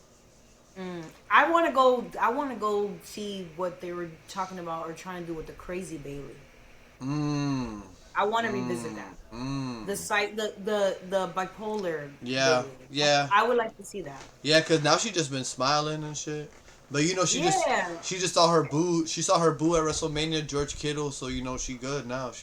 Oh, it's funny because George Kittle was every time they put the camera on him, he would do he would chug the beer, love it. and then like the second half of WrestleMania, you just didn't see him there anymore, and I'm like, oh, he got too wasted. I Love laughed. it, love it, love it.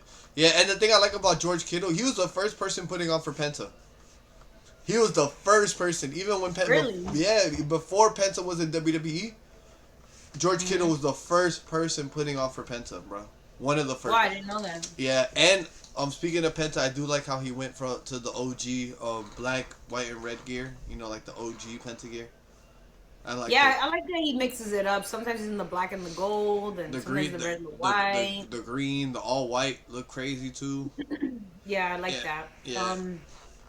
So I have in my notes, can we fire Logan Paul? And I just completely agree with it. But as I was watching this episode, I feel like I was just watching last week's episode because Joe Hendry was singing, and then the Vision comes out, and then the Street Profits come out, and then it was just kind of like the Street Profits fighting the Vision, and No, then Braun Braun Breaker. Breaker comes out and Yo, then beats everybody up, no, and then Steph starts gets beating his him up in the Chelsea group. gets his lip back. Gets his leg back.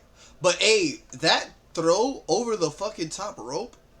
Oh my god, bruh. Of who? Of Montez when Braun Breaker grabbed Montez Ford and. Bloom. Oh yeah, Oh yeah, yeah. I my did see that. god! I was I like, did see that. I was That like, was crazy. I was like, holy shit!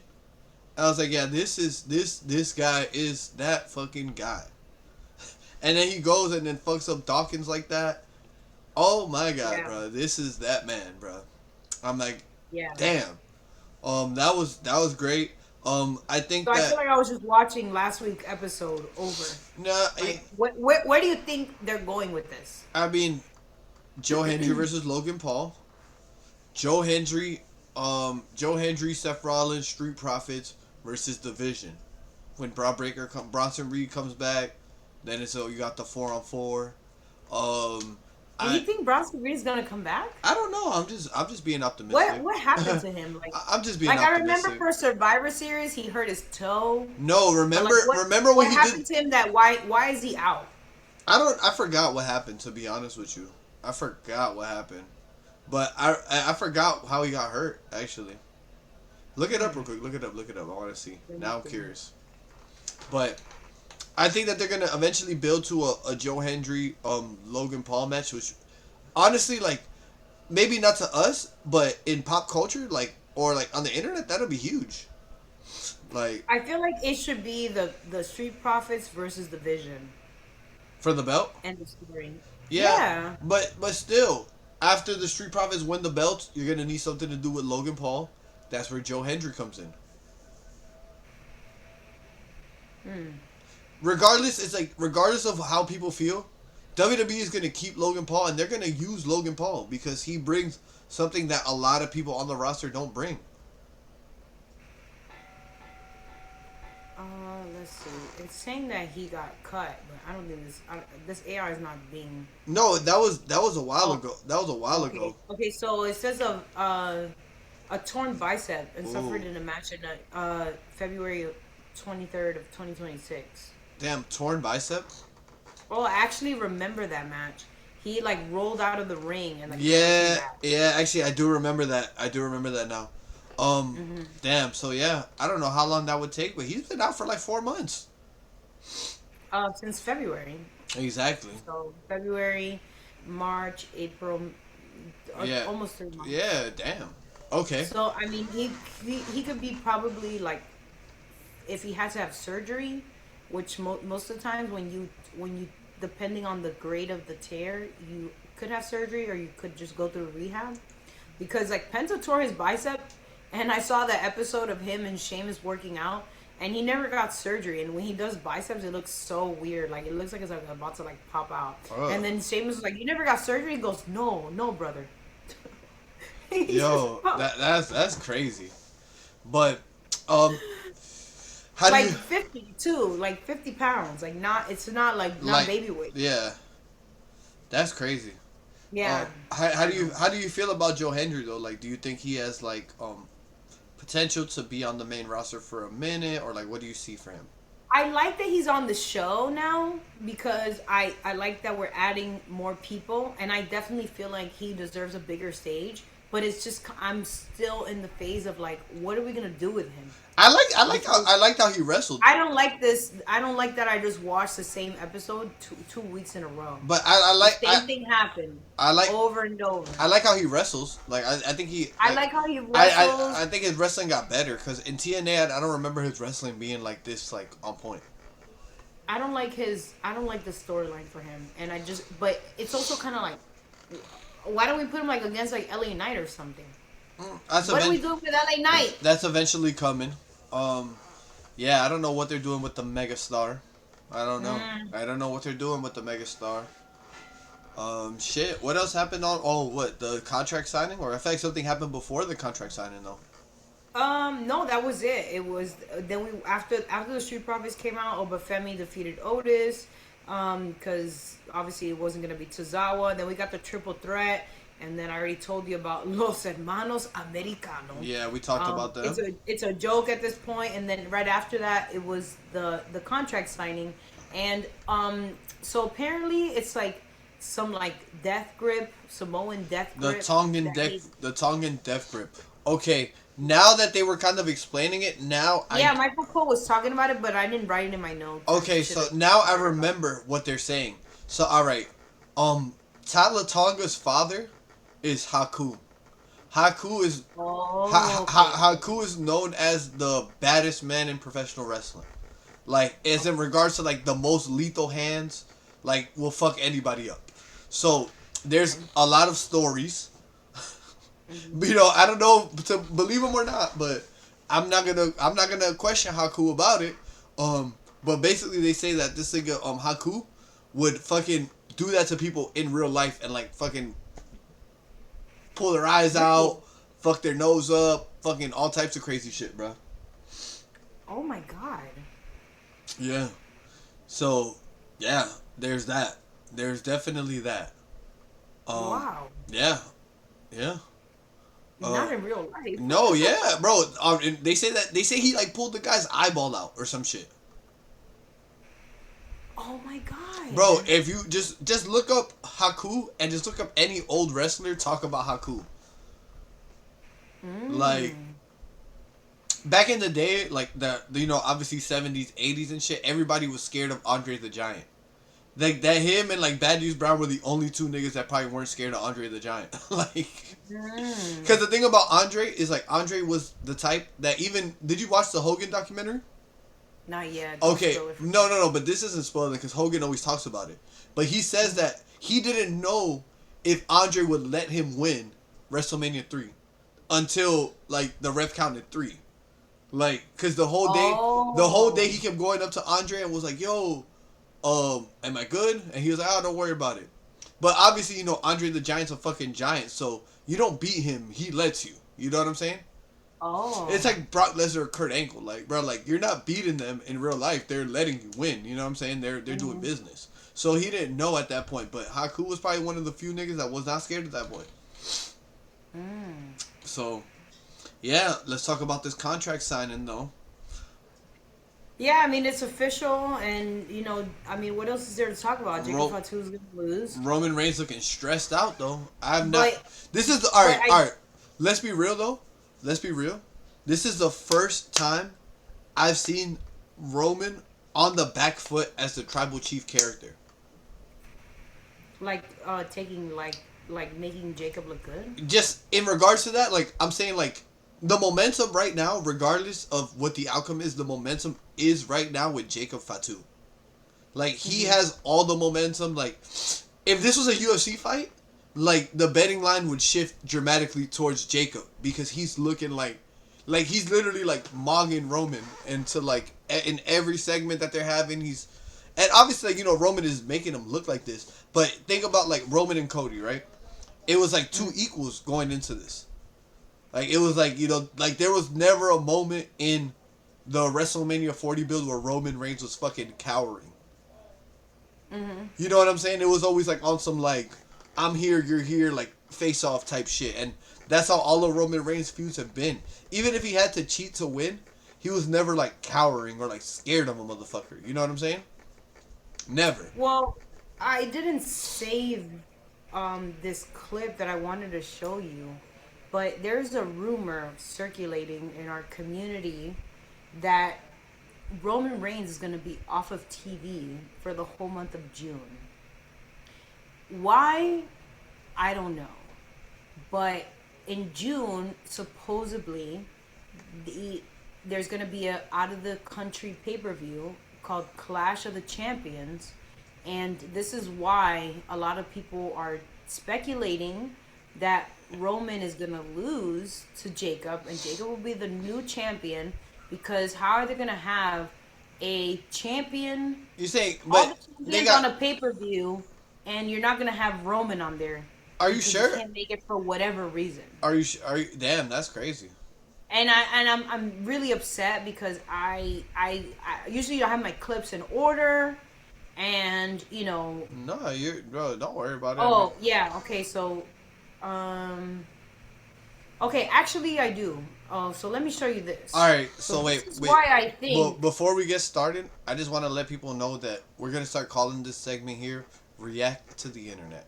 Also, too, we're not really gonna be doing too much reacting to wrestling matches or anything that's officially owned by TKO, because I don't know if you've seen this, but a lot of content creators' pages are getting fucking wiped.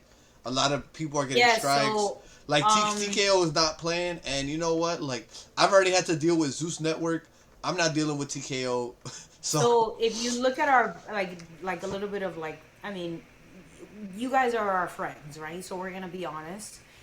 When I upload the content, our past um, two videos that we did of Carlito and John Cena they were got copyright they strike, got flagged for copyright, of and it course. just said copyright not being able to be My, shown in certain countries. yeah, But I'm not really understanding it because we're not making money right now. We're not monetized. right. So I just don't know if when you're monetized, when we get to that point in our Then careers, all the if monetization that will go. will affect us. But It's since gonna we're go to not, it's gonna go to TKO.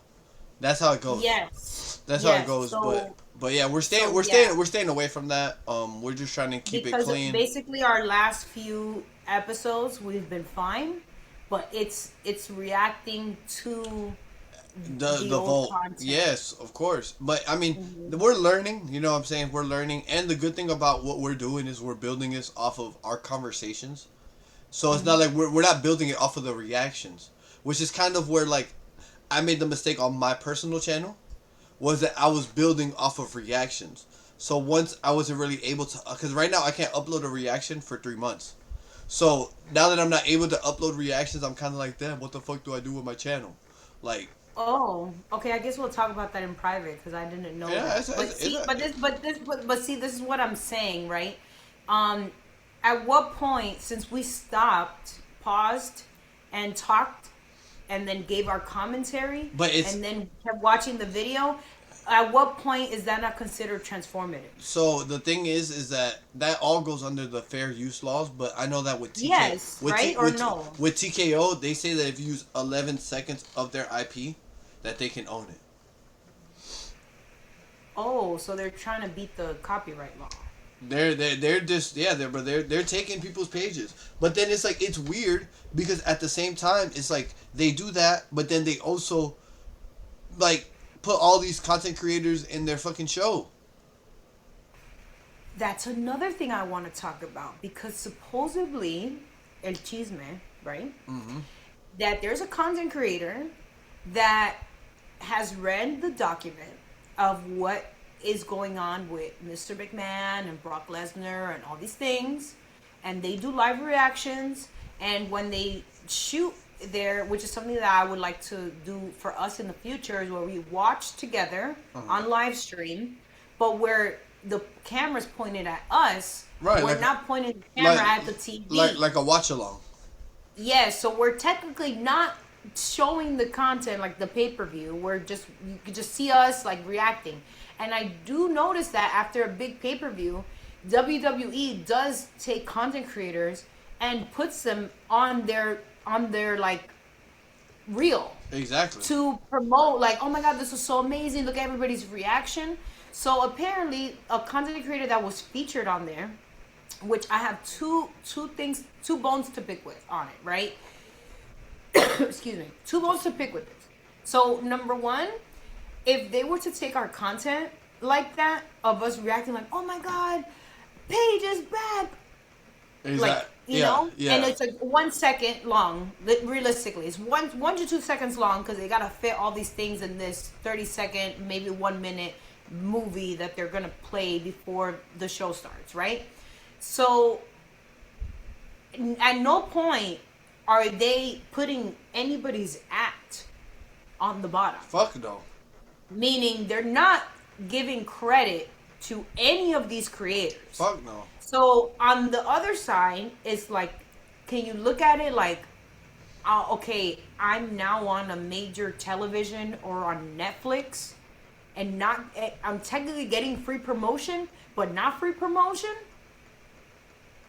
You understand what I'm saying? Like, Oh, I I don't, as mean, a content creator, I don't know if I should be happy no. or At the if end, I should be upset. bro. At the end of the day, you gotta be happy because, bro, we love wrestling.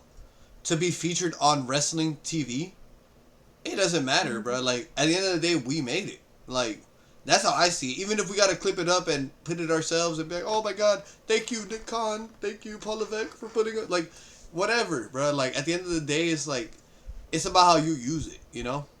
So as like at the end of the day, it should be something that you know that they're watching you. They're they know what we're doing and they're acknowledging the contribution that we're making. So I wouldn't take it like negatively, And personally. then I also feel like it's kind of like they don't ask permission to use that, but we have to ask permission to use theirs. Of And I feel like it's a course, double-edged sword. of So course. basically, the But achievement is so you to don't land the plane. so you don't think that sorry just before you land it sorry turbulence um but so you don't think that they're like reaching out to these creators and letting them know like hey we're gonna use your shit in a montage, No, bro? no, There's no fucking because way. this is the achievement. So basically, the guy has been doing reactions from PLEs to regular SmackDown or Raw watch along with his audience, Right. and he refuses to cover anything to do with Brock Lesnar because of his opinion, which we're all Oh. entitled to feel however we want to feel, right? That's why we vote, and that's our American right, right? I'm not gonna judge you on what side you're on. I'm gonna love you regardless. So he basically said when he formed his opinion about the whole Brock Lesnar situation, and he did not cover him on his page ever since he returned. So basically, there's a live stream with him, like when Brock Lesnar came back, and then obviously when you upload your live stream in your studio or Twitch or whatever you use to upload your content, you can edit that part out. So at any point, if we decide to go do live streams once a week for you guys, and there's something that are like, oh no, we don't want that, or that wasn't okay to say, and we have to apologize, or whatever it may be, right? Whatever may happen, you can always cut that part out in Yeah. your YouTube studio. Yeah. As far as like Twitch and Rumble, I'm not sure how that works, but he basically cut that part out because he didn't want to react to him anymore at Right. all because we formed his opinion about what happened. So they took him going like this, and they put it in the montage of Brock Lesnar, and he got pissed off because he goes, Oh. That's not what happened." And now it's like your audience, it's like saying like, "I don't like the color blue. I don't like the color blue," and then it shows you wearing a whole blue outfit and be like, "I love blue." Like Yeah. it looks horrible. Yeah. Yeah. It looks So crazy. he got pissed off because he goes, "That's not why." If you and he had to like do a whole. I'm gonna next week. I will look up this achievement for you, and we'll react to him, and I'll go ahead and I'll give him credit so he can explain Is his whole this story. is this Santi? I don't remember his name, Oh, okay. but he's a content creator in our community, and he basically WWE and TKO used his content of him reacting to a PLE and used it and put it as if he was reacting to Brock Lesnar when he was not, and he had to do a whole video like debunking it. It was crazy. So it's just kind of like I feel like, oh, they're kind of putting it as like, well, we're giving you free promotion, so you Right. should be happy. Of course. I mean, they're like, oh, we're giving you a crumb. Take your crumb. Yeah, Right, but I don't like but that. at the same time, you're lying on my fucking name. Yeah, that's another thing too. That's crazy. That's the thing. Honestly, that's the thing. It's like, bro, don't lie on my name. Especially when it's something like that. That it's like, that goes into morals and a lot of different things. Like, yeah, I don't like that. I don't like Yeah, that. so he had to do. I'm gonna try to find this creator, his name, and tag him, and also try to maybe give you some clips of his expose video, Right. but he was not happy. And a lot of creators are like 50-50. They're happy that they're being featured because they feel like their hard work is paying off and they're being recognized. Uh-huh. But it's also kind of like you couldn't even put my name on the bottom, like really small Nah, font. I mean, but that At the Dominican Dropkick, nah no. that they would never do that. They would never do that. I wouldn't even expect that. Like, that's crazy to even expect. To be Because even though as a I'm not saying that creator, it's not wrong. I'm not saying that it's not wrong or what like obviously they probably should be doing that, but they ain't doing that shit. well, here's the thing, right? I'm gonna just give you like a little bit more cheese in there. So you know that I'm in the content creator space, and I'm kind of giving you the 4-on-1. But as a content creator for brands, you can create videos on your own, meaning go to the store, buy the product, and be like, I love this hand sanitizer, and this hand sanitizer is so great, and blah blah blah. The hand This is a sanitizer haul. a video I'm willing to make to get your attention as a company, right?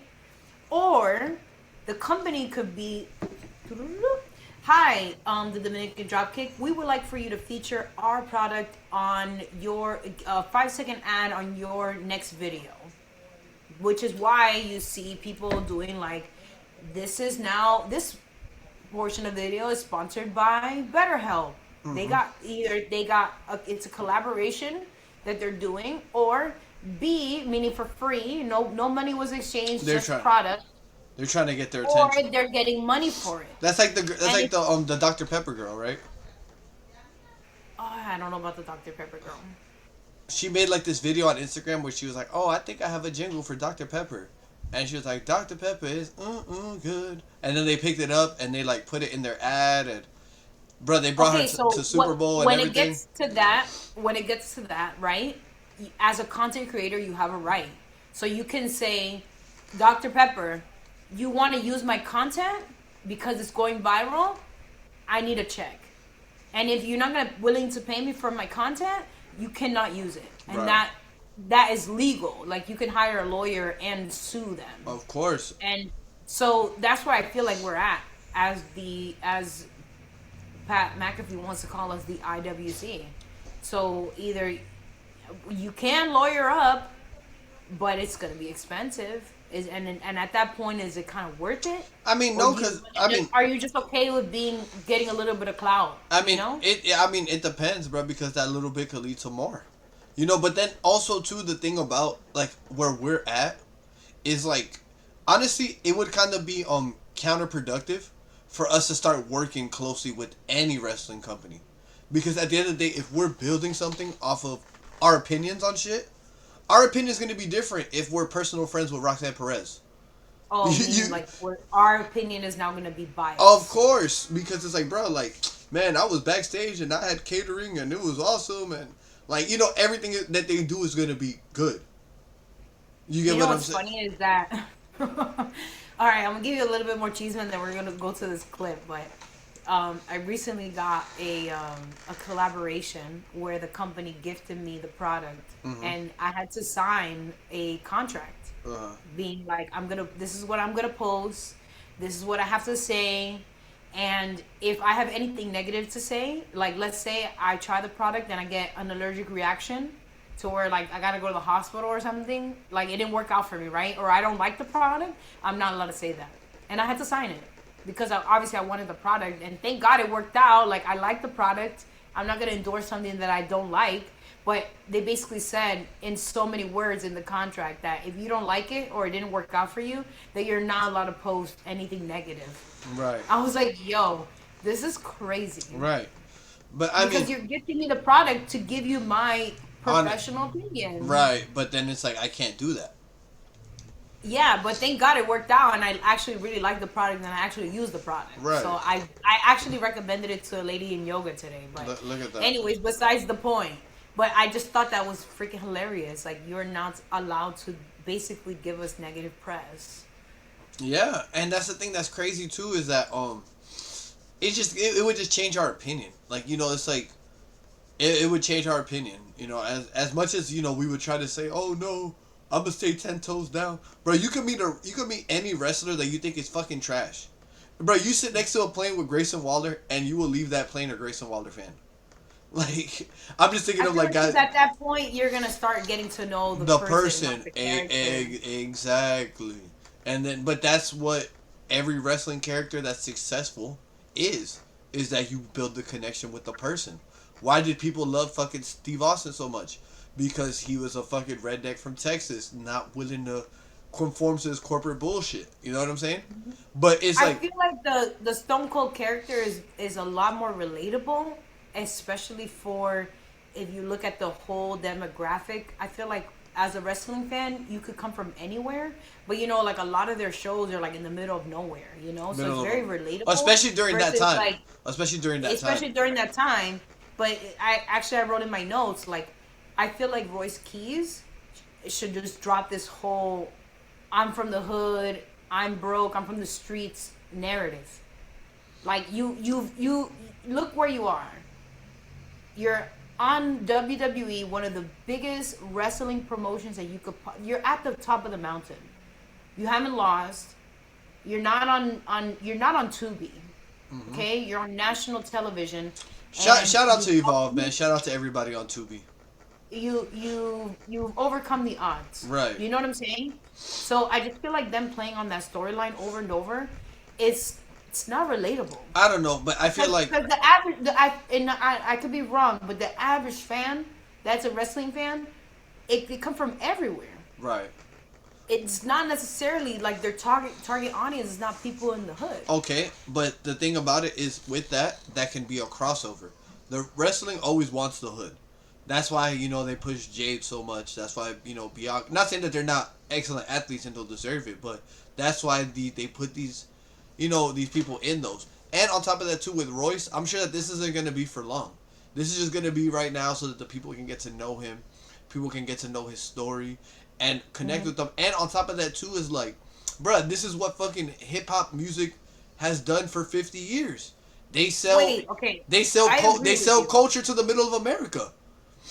Yes, but do you okay? Since you watch a little bit more AEW than I do, Okay. did they go this angle on AEW? How did they play him as a character on AEW? 50-50. It was a part of it was that, but he was just a big badass. In AEW, he was just a big badass. Like it necessarily wasn't like So certain not a times. lot of talking roles. No, not necessarily, because he was part of like Team Taz, and then he was just like a strong baby face by himself. Like he was just like just a strong baby face fighting a good fight, but not necessarily too much. Like it would be occasionally like maybe in like a promo like I'm gonna show you what the streets is about, but like it wasn't like all of this that they're doing now. But at the same time, it's like bro, like the way I see it is like bro, the way they're marketing him is like no different from fucking Jimmy Iovine marketing 50 Cent as a guy who got shot 9 times. You know, it's the same. It's the same thing. Like and it's like yes, I don't think it's gonna be forever because that's not gonna be his character forever. But I think for now, it works. But I do understand what you're saying. Like you feel like he's trying to just like make it his whole thing as opposed to just making it a thing. Yes, and I also don't feel like everybody had that upbringing to be like, oh my god, oh my god, I totally understand. Right, but I mean, but that's what makes them so popular is the fact that they didn't have that upbringing. Think about it, bro. Why is fucking NBA YoungBoy the biggest artist right now? Because I don't listen to me him, neither. and I think his music is so bad. I Me feel like neither. I lose brain cells. Me neither. But I'm saying that like, why is he the biggest? Because people live through that. You know what I'm saying? Like, and that's what I think they're trying to bank on. But I think that Royce Keys Like has it, hitting a specific audience. or just just whatever, just making it real. Like this is a real guy coming out here. And two, I think that Royce Keys has enough personality that he doesn't have to lean on this. But I just think as an introduction is why they're doing it.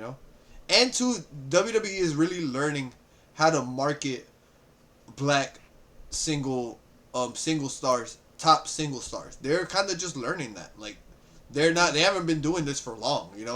Like they literally just got like literally a full deck of like black guys that could be top guys because that wasn't a thing before.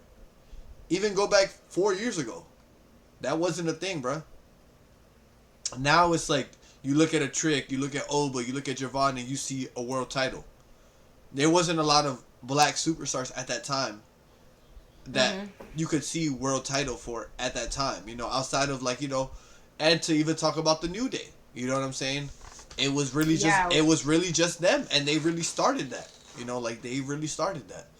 How do you feel about the New Day walking away, knowing their worth, saying I'm not taking a pay cut, I'm out?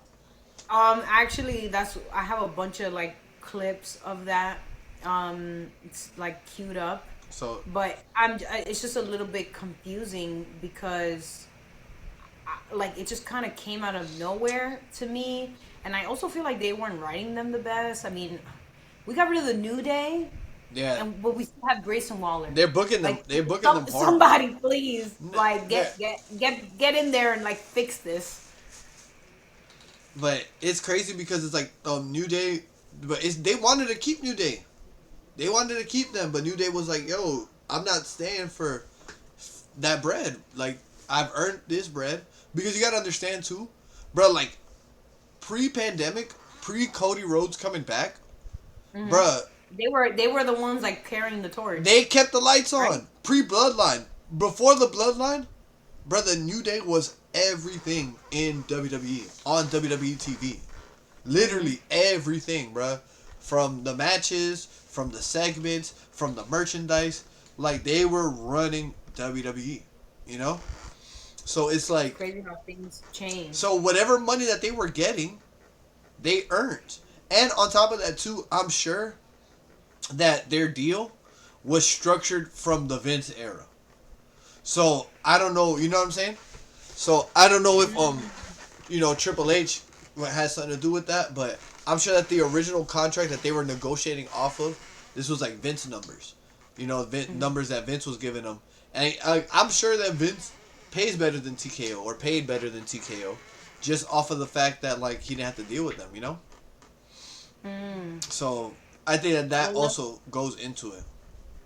Let me show you this clip of this content creator. His name is that boy Joseph. This is my guy. We actually watched him. Yeah, this is my guy right here. Recently, and he kind of like breaks down what we're currently talking about.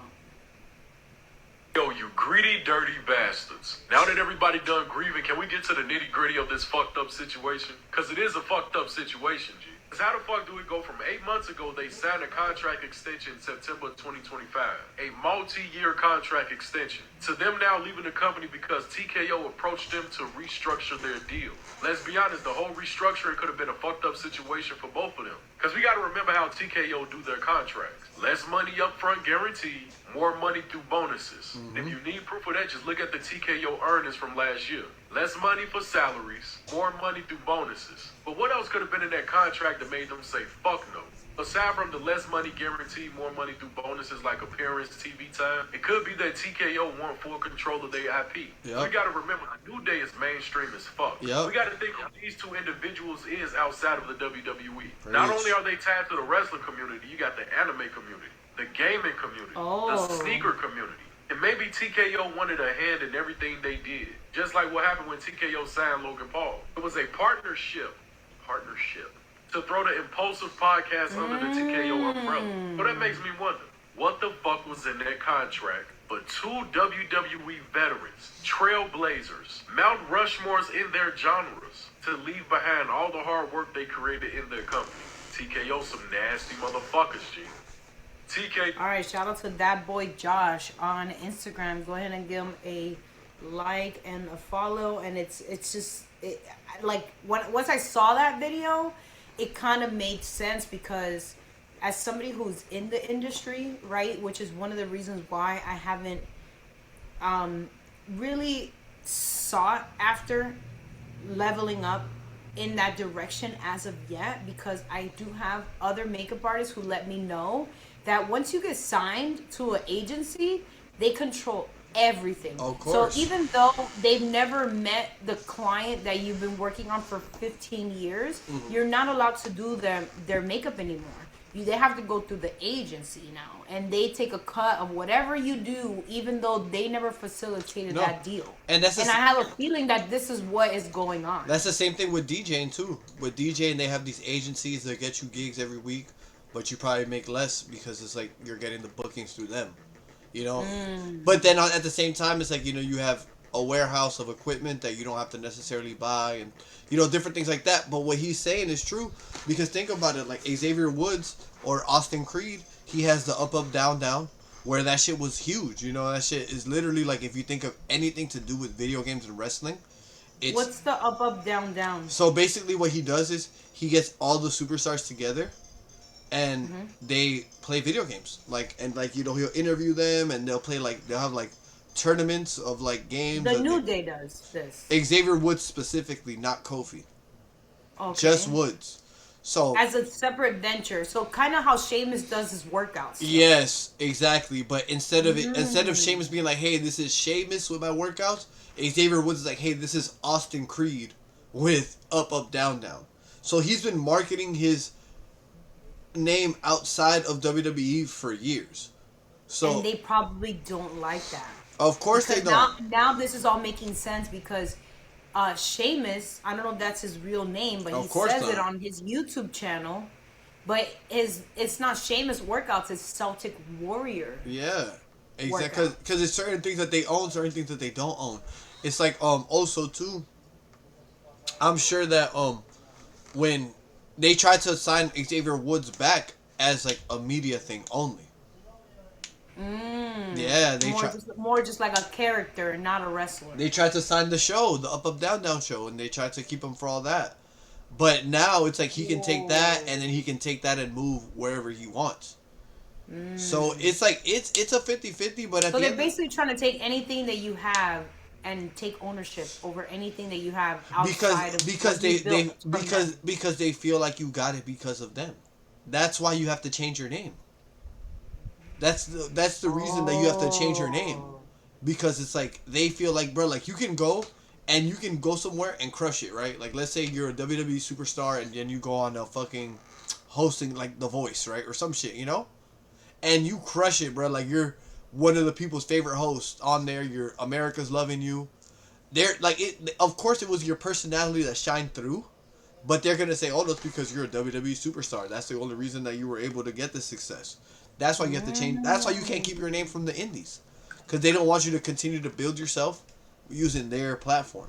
If you're gonna make yourself anything off of their platform, they want to own it. Except there's a few exceptions, like the Cody Rhodes and the Jacob Fatu. Oh, his name was Jacob Fatu in the That's indies it. That's his real name. That's his real name. But also too, when it comes to Cody Rhodes, they weren't saying, like, when AEW and shit first started, they were not saying Cody Rhodes. They were just saying Cody.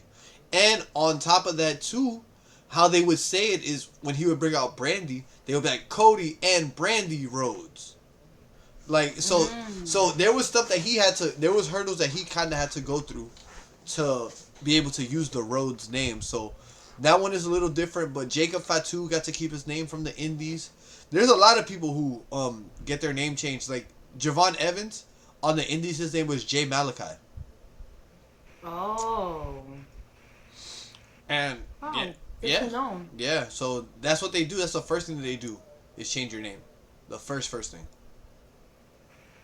Well, that's kind of like, this is in a nutshell, kind of like why they left, I think. It's that, and then too is like, I feel like too when it comes to the New Day, it's like they were also like bringing a lot to the locker room in regards to like leadership and just being the veterans, because you gotta understand, the New Day were around, like Kofi was around since fucking 07. That's 20 years almost that he was in that locker room. Seeing Taker, JBL, all these OGs pass through. You know what I'm saying? That it's like, they're those guys now. So it's like, it's kind of crazy to lose them. I'm not going to lie. Yeah, it's really sad. And then once I saw this video, it kind of gave me a little bit more perspective. And obviously you letting me know that as well.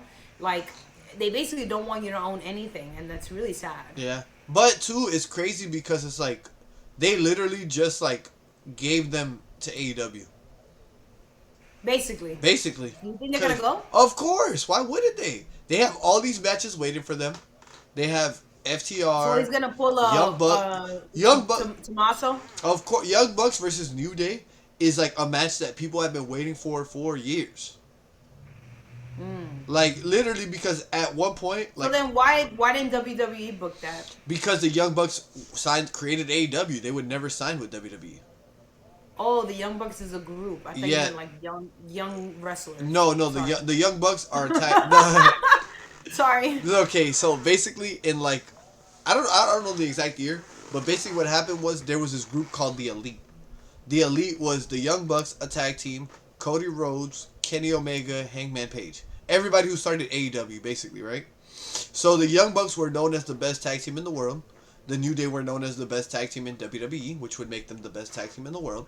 And yeah, like people been dying for this match for years. So the second that they go to AEW, I'm sure they're just it's a wrap. It's a I'm wrap. gonna start tuning in. It's a Once wrap. that happens. It's a wrap, and you know they're gonna have mad creative control because like they're gonna be helping that brand. So, yeah, Because they have a lot to offer. Of course. All right, so let's check out what they're saying about Roman Reigns. Breaking news: WWE World Heavyweight Champion Roman Reigns has been pulled from June. Sorry, really quick. Let's give a shout out to Wrestling News Co. on Instagram. This is where this breaking news is coming from. Source material. Live events, including televised shows of Raw.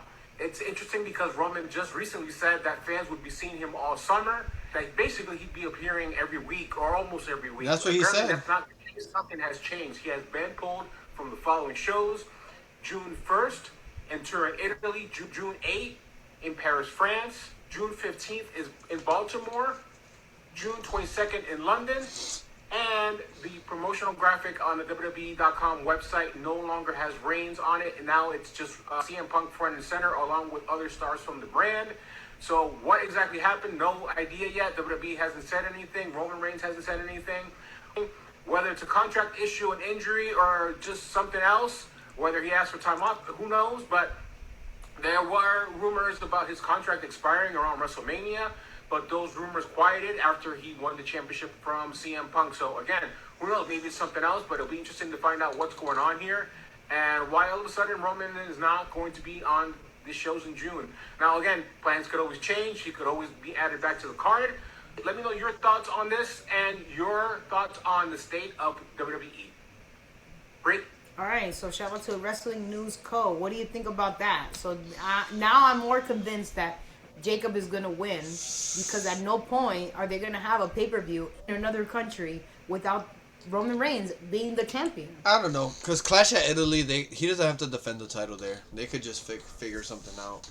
Put But Cody you know how, out there. like, I feel like the international crowd makes us look like we don't care about our wrestlers. Yeah. So there's no way that they're not gonna want Roman there. Yeah, I could see that, but I don't know. It's kind of like, all right, like you live in LA, right? A famous person could walk right by you or walk down Santa Monica or something or Melrose, and it's not like it's a big deal, but it's not like a big deal as if that same famous person was to walk through on 441 and Johnson Street. You know what I'm saying? Mm-hmm. Like it's just different because they're so used to it. So that's why the international crowds make us look so bad. Is because they don't get wrestling all the time. Like we get wrestling every fucking week. You know, we get it somewhere in America. It's not that hard for us to go see our favorite wrestlers as opposed to them, who they have to sometimes even wait years.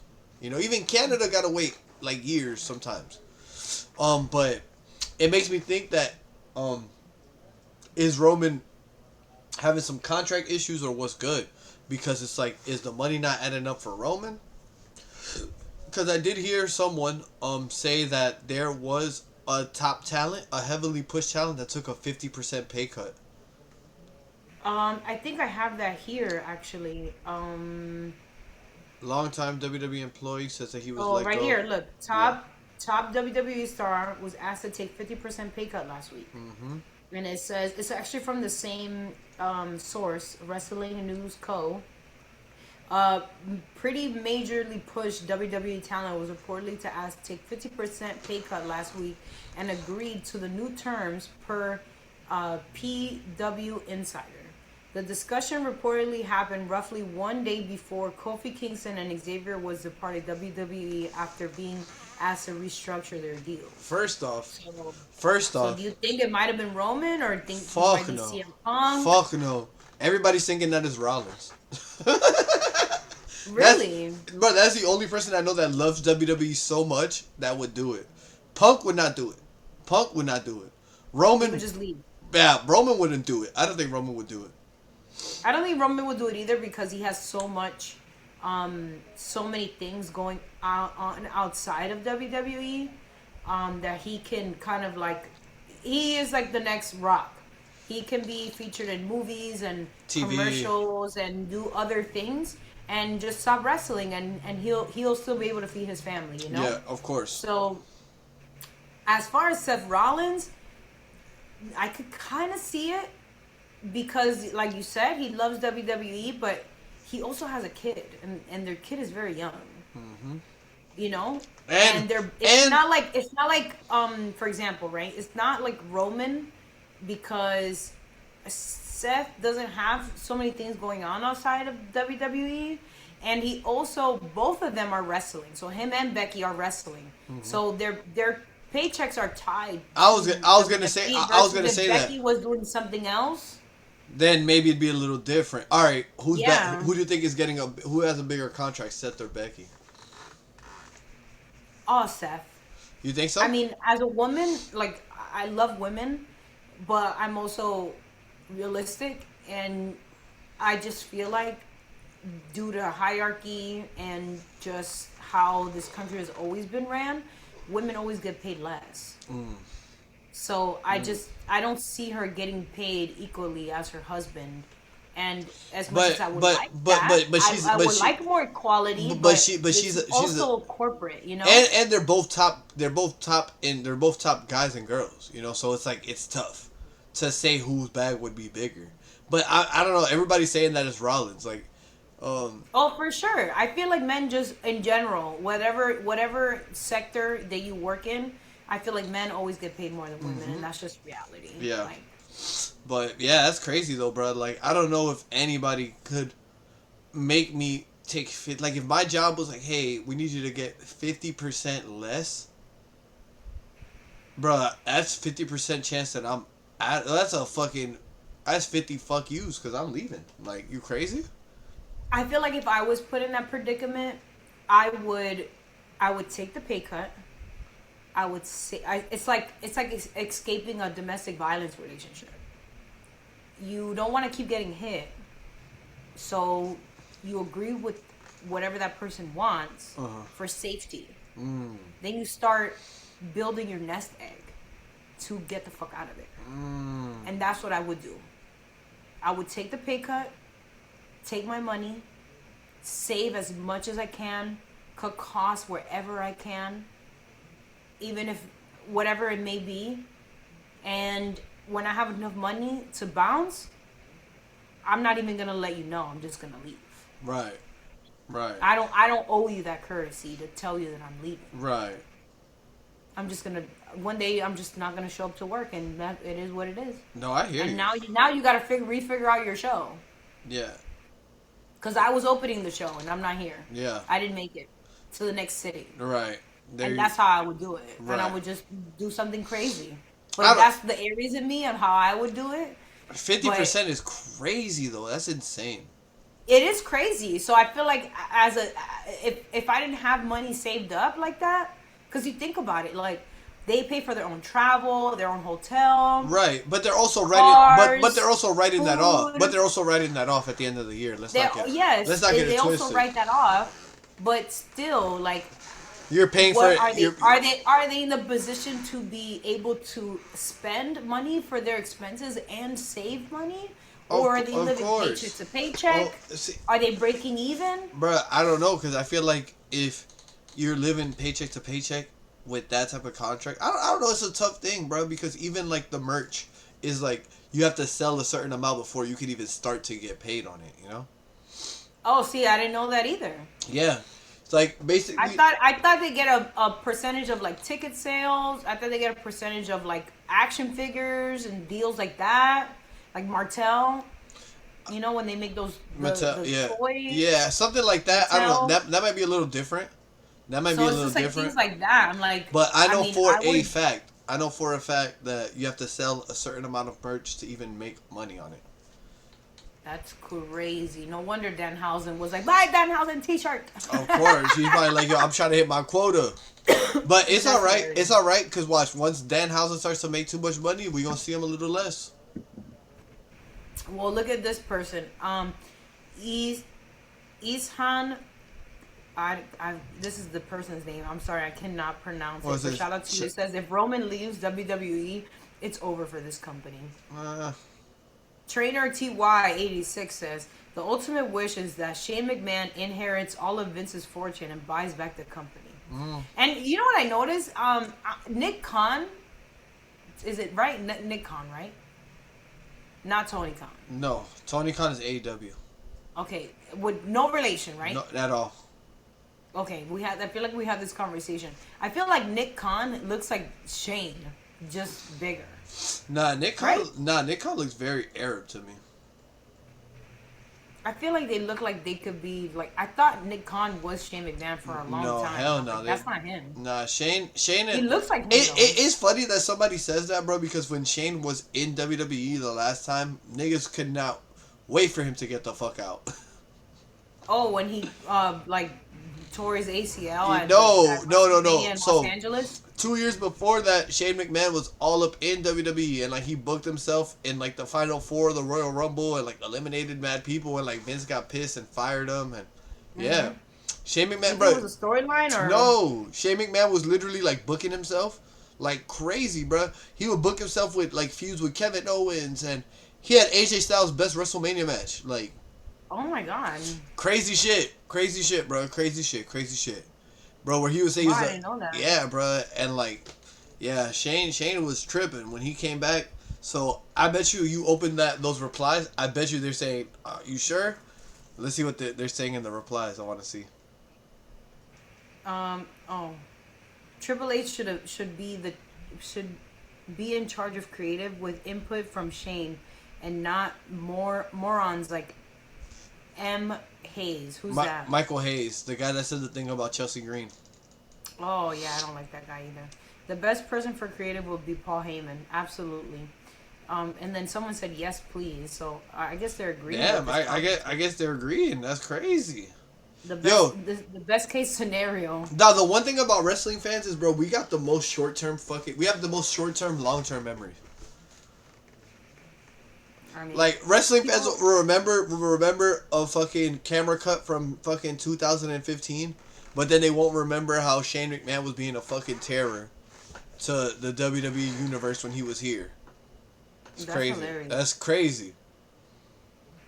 yeah, so it was somebody, but we don't know who it is. Impact did this to AJ Styles. Remember, so that's the same thing that they were saying. So in I want to say 2015ish, around there. AJ Styles' contract was ending with TNA. So think about what John Cena is to WWE is what AJ Styles is to TNA.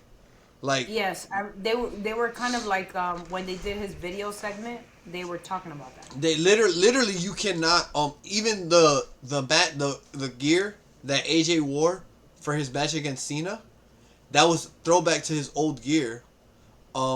For they had them on a cover and they were like, yo, who's the number one wrestler type shit.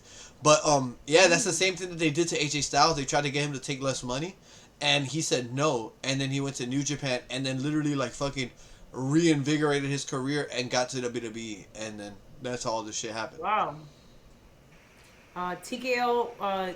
This commenter says TKO wants to make money, not realizing who they have, who they Well, have can make them money. TKO going to take down WWE. Give them time and you'll see. And I agree with that. Yeah. And two, another thing that I seen that was a very interesting take about like all these people getting cut is you gotta understand WWE doesn't really do house shows anymore. So they really only need That's what I heard. they only really need people to do TV. They only really need TV But wrestlers. why do you think they stopped doing that? they felt like they weren't getting the return on the investment. Because think about it, to logistically move all these people, set up all the production, get the stadium, get the licensing, all that, and then the show doesn't even sell out. Because a lot of these house shows don't sell out, you know? Because people want to be on TV. It's not that. It's just like it got like at one point there was house shows everywhere that they got oversaturated, so maybe people stopped going as much. But I don't know why they stopped doing it. I honestly feel like people probably stopped going because they can't afford it. Bro, they rather eat and put food on their table than to buy some WWE tickets. I went to a house show. I've been to a house show and a TV. And are they cheaper? I don't remember because I didn't pay for the ticket for the house show. But I know the house show was a little bit more fun. A little bit more relaxed. And it was quicker and it ended sooner. It was like, you know. Because even when I went to Smackdown when they were down here, bro, I felt like I was in there for so fucking long. Like, I was like, damn, this shit's long as hell. And I love wrestling. Wait, what's up with the CW network? Okay, so the CW acquires... the CW network acquires exclusive broadcast rights to WWE NXT premium live events in the multi-year deal. So they're moving from Channel 5 for me, which is a KTLA, to CW. So they were. I just don't understand why they always do. But it says breaking news: NXT PLEs are headed to CW. Oh, okay. So basically they're gonna have the CW and they're gonna have KTLA. No, so they're gonna have CW and then they're gonna put the PLEs also on CW. That's dope. That's awesome, actually. So because how else would you see the PLEs? You would have to Scan and Deliver. It's the only one I know. You would have to go to ESPN or wherever the fuck that they show the apps. So now they're gonna have all the PLEs available to people on free TV. That's dope. That's actually really cool. And two, honestly, I like the fact that NXT is on CW because at the end of the day, that just like wrestling needs, public TV and wrestling need each other hand in hand. Like, cause bro, like how much worse would our childhood have been if we weren't able to watch SmackDown on UPN? Oh, I know. Like, right? Bro, like I remember even when they moved to Fridays, like, bro, we were there every Friday watching that shit. You know what I'm saying? And well, I feel like at that time, that was our source of entertainment was the television. Yes. Because the internet was still fairly new. Exactly. Streaming wasn't as big as it is now. Streaming wasn't even a thing at that time. No. Streaming wasn't even a thing. No, it was still. I mean, pay-per-view was pretty new still too. Yeah, no, exactly. So, pay-per-view was it.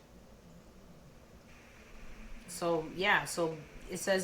So this commenter says, "Love, live, laugh, 69." So it won't be on Peacock? Question mark. So maybe it'll be on both. Yeah, probably, or the next day it'll probably be on Peacock. I'm still trying to figure. Honestly, I've been trying to figure out the reason why I need to cut off my Peacock because I mean, if it wasn't for those darn Mankind and those fighting Santas, I would have canceled it already. Yeah, no, I just use your Peacock to watch the NBA. That's my favorite episode when Mankind was like, Santa, I love you. I'm not gonna fight you. And then it's like the other Santas come, blah, blah, blah. The fighting Santas, the best. That's the best episode ever. Of Raw? I can watch that over and over and over and over and over. Yo, damn, it's crazy for me to think about. It's called the Boiler Room Brawl. Yes. That's my favorite episode ever. Of Raw? And I will watch that over and over and over, especially around Christmas time. So it's like I think that's the only reason why I still keep my Peacock. Wow. Well, you should keep it for a little bit longer, at least until the playoffs are over. Oh my God. I should just cancel it because of the simple fact that the Knicks won. Yo, that's right, baby. So you remember this guy from LFG? Yes, Shiloh. Okay, so this is absolutely crazy. How he drunk 120 grams of protein. This is absolutely insane. This guy, bro. I think I would throw up. Wait, pause it real quick. 100. Do you follow his IG or like do you ever see his stuff? This came up randomly on my Bro, feed. this guy, don't go on his page because I didn't know Prime makes a protein shake. Number one, you're gonna end up in a fucking you're gonna end up in a rabbit hole of this guy just doing crazy shit on the dark web. I love Shiloh though. All right, let's see. Yeah, let's see what he did. Yeah, So he had yeah, like it's speed run of 120 grams of protein. Crazy. 8 grams of protein, and they are in cans. So we're about, Oh ugh my god. we're about to see how fast you can drink these. ugh. Oh. Okay, we got 3. What a white boy. Nah, this is some white boy ass shit. Oh my goodness. Wait, pause it real quick, Oh bro. my god. He drank that shit in like 2 gulps. Yeah. Yeah, that's crazy. Oh my gosh. All right, keep going, keep going. I want to try this, but I don't want to support Logan Paul. That's why I don't buy Prime. Prime is nasty, bro. It's too sweet. It's getting harder. Yeah, I would throw up. That's what these.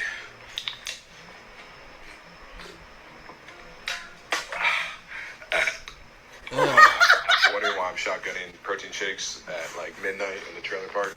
It's because I got a big match tomorrow. I'm wrestling Ricky Saints, who, as you might know, just got called up to Smackdown. He's debuting this Friday, but I'm getting one shot at him before he goes. And as you may know, I don't mean to brag, but I did debut on Smackdown like 2 weeks ago, which is a little bit early. But they made him fix his tooth. They made him fix the tooth. Cause No, remember I think it's like he could pull it out. Ah, okay. Yeah. I didn't see him on SmackDown. He was probably Did like you? he was probably like an extra or something. He was probably like like one of the referees to like break it up. Yeah, he was probably something like that. But I didn't notice him though. Because this was posted a week ago, and I do not remember seeing him on there. At all. I'm gonna check it out. See, look, somebody's like, "Oh, go to this comment where it says, when did you debut on SmackDown?" Where? Oh yeah. Okay, so let's see what they wait. 2 weeks ago. That's awesome, bro. I gotta find it and support you. Oh, okay. So yeah, he didn't even say specifically where. What a guy, bro. Shiloh, stop doing this, bro. They also pushed a bookshelf on me last week, so I'm gonna need all the support I can get. Y'all can tune in tomorrow, 8 to 10 on CW Network. Ooh, big old moth. Or Netflix if you're international. So I'll see y'all then. All right. It's crazy. Absolutely crazy. I would throw up. Absolutely throw wait. up. That was. All right, go to the Backlash one. Let's do it. Try not to laugh challenge. Go back. Go down. Right here. This one. Right here. The Shawn Michaels one. Oh, this one. Yeah. Oh, yeah. I saved this for you. Okay. All right, here we go. At Backlash. Backlash. At Backlash. At Backlash. Backlash. At Backlash. Yo. Backlash. At Backlash. At Backlash. At Backlash. Backlash. No, to me, the funniest one to me is Edge. Because like, look at Edge, and Edge is about to go into a promo. Like they literally had to like cut the camera. Like, yo, cut. Like, look, go to Edge's real quick. Backlash. At Backlash. At Backlash. Look at Edge. Backlash. Backlash. See, like he looks like he's about to start talking. Like he's about to take off the glasses and like, I'm gonna.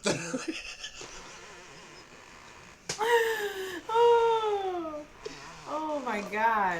Yo. At Backlash. At Backlash. That's freaking hilarious. At the Backlash. Yeah. I didn't know that was like a known thing for this. Yeah. Classic. Who are these women to my left right here? Okay, so let's go with this one. This one's pretty funny. Date a wrestling fan. They have no concept of money. Like, you've seen them walking around, like, with belts that cost, like, over 200, 300 pounds. You've seen them at, like, going to conventions. Mind you, 200-300 pounds is equivalent for us to $400 or $500. Yeah. American money. Yeah. Trust me, I've looked at those replica belts. Bear in mind, like, multiple wrestlers, and some of them can go from, like, 30 pounds to, like, over 100 pounds for one photo. And sometimes they'll even pay extra for an autograph. And also, on top of that, they're paying for the convention tickets and everything there. And then, like, some of them will go to, like, shows, like, indie shows as well, like, monthly, weekly, and that will be, like, £20, £30 a ticket, maybe a bit less. And then also, if they go to like WWE and AEW shows, it's like over £100 a ticket sometimes, or like way more. Like, and when they're there, they'll buy merch, or they'll be buying merch before that. Like, and honestly as well, they'll even be like to you, oh yeah, that's a really good price. Like, yeah, £200 for like Raw tickets. Yeah, that's a really good price. Is it? Yo. Like, honestly, if you want someone rich with money, that's no concept of money to date a wrestling fan. They need a date. They need a date, my nigga, the Trinidad guy. You know the Trinidad guy that be in the crowd?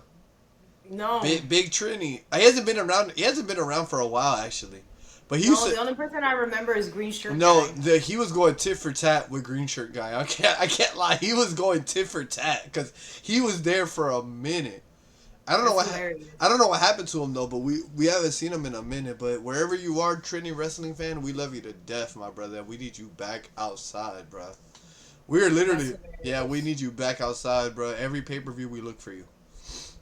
All right. Cowboy Caleb says we're not rich, just financially responsible. What do you think? That is, I agree, bro. You think wrestling fans got money or? All right, so I'm gonna tell you this: that when you go to a wrestling show, you know how she's talking about the belts. Mm-hmm. So the belts are like equivalent to like a bottle in the club. Like so you'll see a guy and he'll have like 3 or 4 belts. And he just looking at you like, you broke ass motherfucker. Stay the fuck out my way. Like the real nigga coming through, you know? But that's hilarious. But it's also a thing where like people talk to you because you have the belt. Like, alright, so Junior gave me a belt. Shout out to our brother Junior. Yes, I was trying to like actually finesse you to taking it from you. Right. Which I might end up giving it to you now because it already served its purpose for me. So next time I see That's you, hilarious. I wanted to put it like somewhere like right here. Yeah, you just got. I also feel like my husband was like, "Oh, we need to buy you a belt. Now you have a podcast." And I'm like, "Please do not spend that amount of money on that." No, because they have other ones that aren't as official and like whatever. So people will talk to you. People want to take pictures with your belt, and you know, like you see like a little kid, and then you're just like, "Oh man, I want to give you this," but then it's like I didn't find that right kid. Like, that's really what I'm looking for, is to kind of go to a show and find, like, that right kid. Then I'm like, all right, bro, here you go. Like, you know what I'm saying? Like, it's nice, but that's what the belts are like bottles at the club. Like, people are straight stunting on you, like, with these bottles. Oh, my God. With these belts, you know? That's freaking hilarious. Yeah. So yeah, that I found that, and I found that to be interesting. But this girl really said exactly how I feel. So shout out to So Nikki on Instagram. That they released Kyrie Sane and they kept Grayson Waller.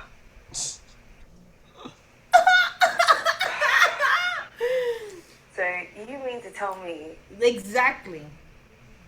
I felt this in my soul. Is exactly the comment that I left because, like, why? Yo. Why is he still on the show? I don't know why you hate Grayson Waller so much. Oh, someone said the real Pesos 718 says Grayson isn't bad in the ring. It's just his booking is bad. LA Knight is way worse. No.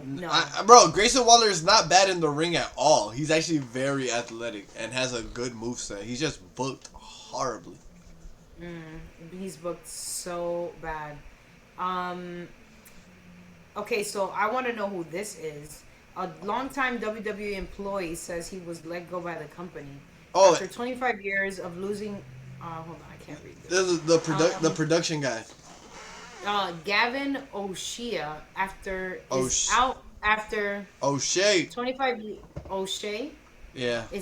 Is out after 25 years with the company. In a LinkedIn post, he wrote, "After 25 years, losing my job wasn't part of the plan." He added, "All of a sudden, felt change, unsettling, humbling, and honestly a little scary." Oh man. So I don't know if he was like a camera guy. Yeah, I think I don't know what he was, but yeah, I did hear about that, and I seen a couple people were mad about that too. So let's see what our boy Josh got to say. Joseph. According to Tiffany Stratton, Brock Lesnar is just a boy. So I'm guessing we can't keep putting grown men expectations and responsibilities on him. He's just a boy, y'all. This is the same boy that flashed Terry Runnels against her will. Yep. He's just a boy. This the same boy that broke into his wife's home when she wasn't there. Literally breaking and entering. But he's just a boy. He wanted to show his commitment. He's just a boy. This is the same boy that is mentioned just north of 40 plus times in the trafficking lawsuit. But he's just a boy. LOL. LO fucking L. According to Tiffany. Shit. Wow. No comment. I'm not gonna lie. That was deep. That was deep. I mean, I'm just I'm a little bit confused. On what? Like what they're talking about. What do you? All right. So, Terry Reynolds was the ex-wife of Goldust. You remember Terry? Mhm. Remember she used to come out with Perry Saturn and shit. Uh huh. So Terry, there's a story, I guess, where I guess Brock was there and he just like showed her his shit, and then like she was very upset about it, and like Goldust told her not to trip about it, and like, it's the whole thing, the breaking and entering thing I don't know about. But yeah, crazy. Let's see what Roman Reigns had to say before Raw went off air. Oh yeah. So I saved this because that was crazy. For too long, and I ain't letting it go just yet. No.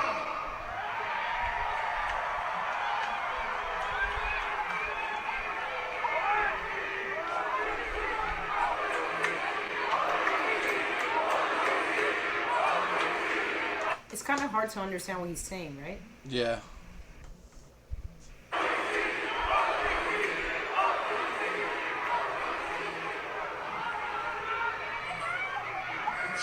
Found us, not you. That's where we have to hold it down. But here in Oklahoma,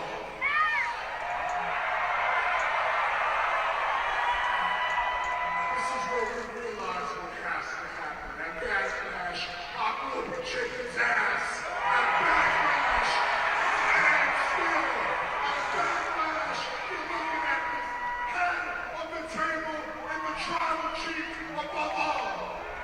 At Backlash. At Backlash. Damn.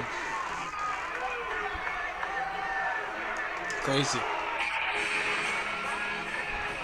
Yeah, that was it. Man, he At said. Backlash. Man, he said a whole bunch of nothing. He didn't. So so I'm just still kind of confused. I don't know how to feel. I don't know if he's gonna win. I don't know if he's gonna lose. I mean, I don't know. that's what they want. That's what the wrestling business is all about, brother. Keep us on our toes, I guess. Is he gonna win? Is he gonna lose? We don't know. All right, well, that's pretty much all I got for you this week, unfortunately. Nah, it's all good. It's all good. Nothing too crazy. No, I mean we just yapped it up. I mean that's good though. That's good, bro. That's what we're here to do. We're here to pot it up. We're here to talk. So that's good. That's good shit, pal. As Vince would say. So let us know what you guys think is gonna happen at Backlash. All right. Give me your best one. Oh, if I'm gonna do it like Joe Hendry. Like, when he like turns around. Like, at Backlash. That's how I would do it. It's funny because like your camera like kind of zooms in on you. So but that's the zoom camera does it. Did it zoom in on my face when I turned around? It went like kind of perfect. I can't even front. Oh, okay, perfect. Yeah, we're gonna have to clip that. That's hilarious. Clip that, but all right, this is mine. At Backlash. Oh my god. All right. So I guess we're gonna end this off how we normally end this off. Give me a bold prediction for the wrestling world. Roman is gonna retain at Backlash. Okay. And Danhausen's gonna win at Backlash. Carmelo Hayes. All right, fuck it. My prediction is Carmelo Hayes will be Danhausen's tag team partner. Oh yeah, that's a good one. I do think that's my prediction. If I have a prediction, I think that Liv doesn't have a feud, so there's nothing there. Damn. Oh, Ethan Page will be the new Intercontinental Champion before this year's over. Damn, son. Yeah, I'm a Ethan Page guy. I'm a Ethan Page guy for sure. Also too, let's end this off on which Grande Americano is gonna lose this week. Oh, I mean, not the original is the one that's gonna lose. Yeah. Yeah.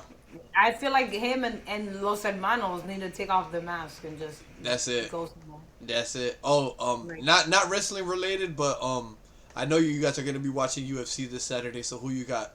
Chimaev or Strickland? I actually didn't even look at the card. But Oh my god, you gotta go. Is it gonna be on during Backlash? Nah, I'm sure they're gonna set it up to where, Because last when I watched WrestleMania, there was a pay-per-view going on, either Fight Night or pay-per-view in the middle of WrestleMania. it had to be a fight night. They would never do a numbered card. So I'm sure that Backlash will probably lead to like the main card. Like Backlash will probably end and then the main card will start. Yeah.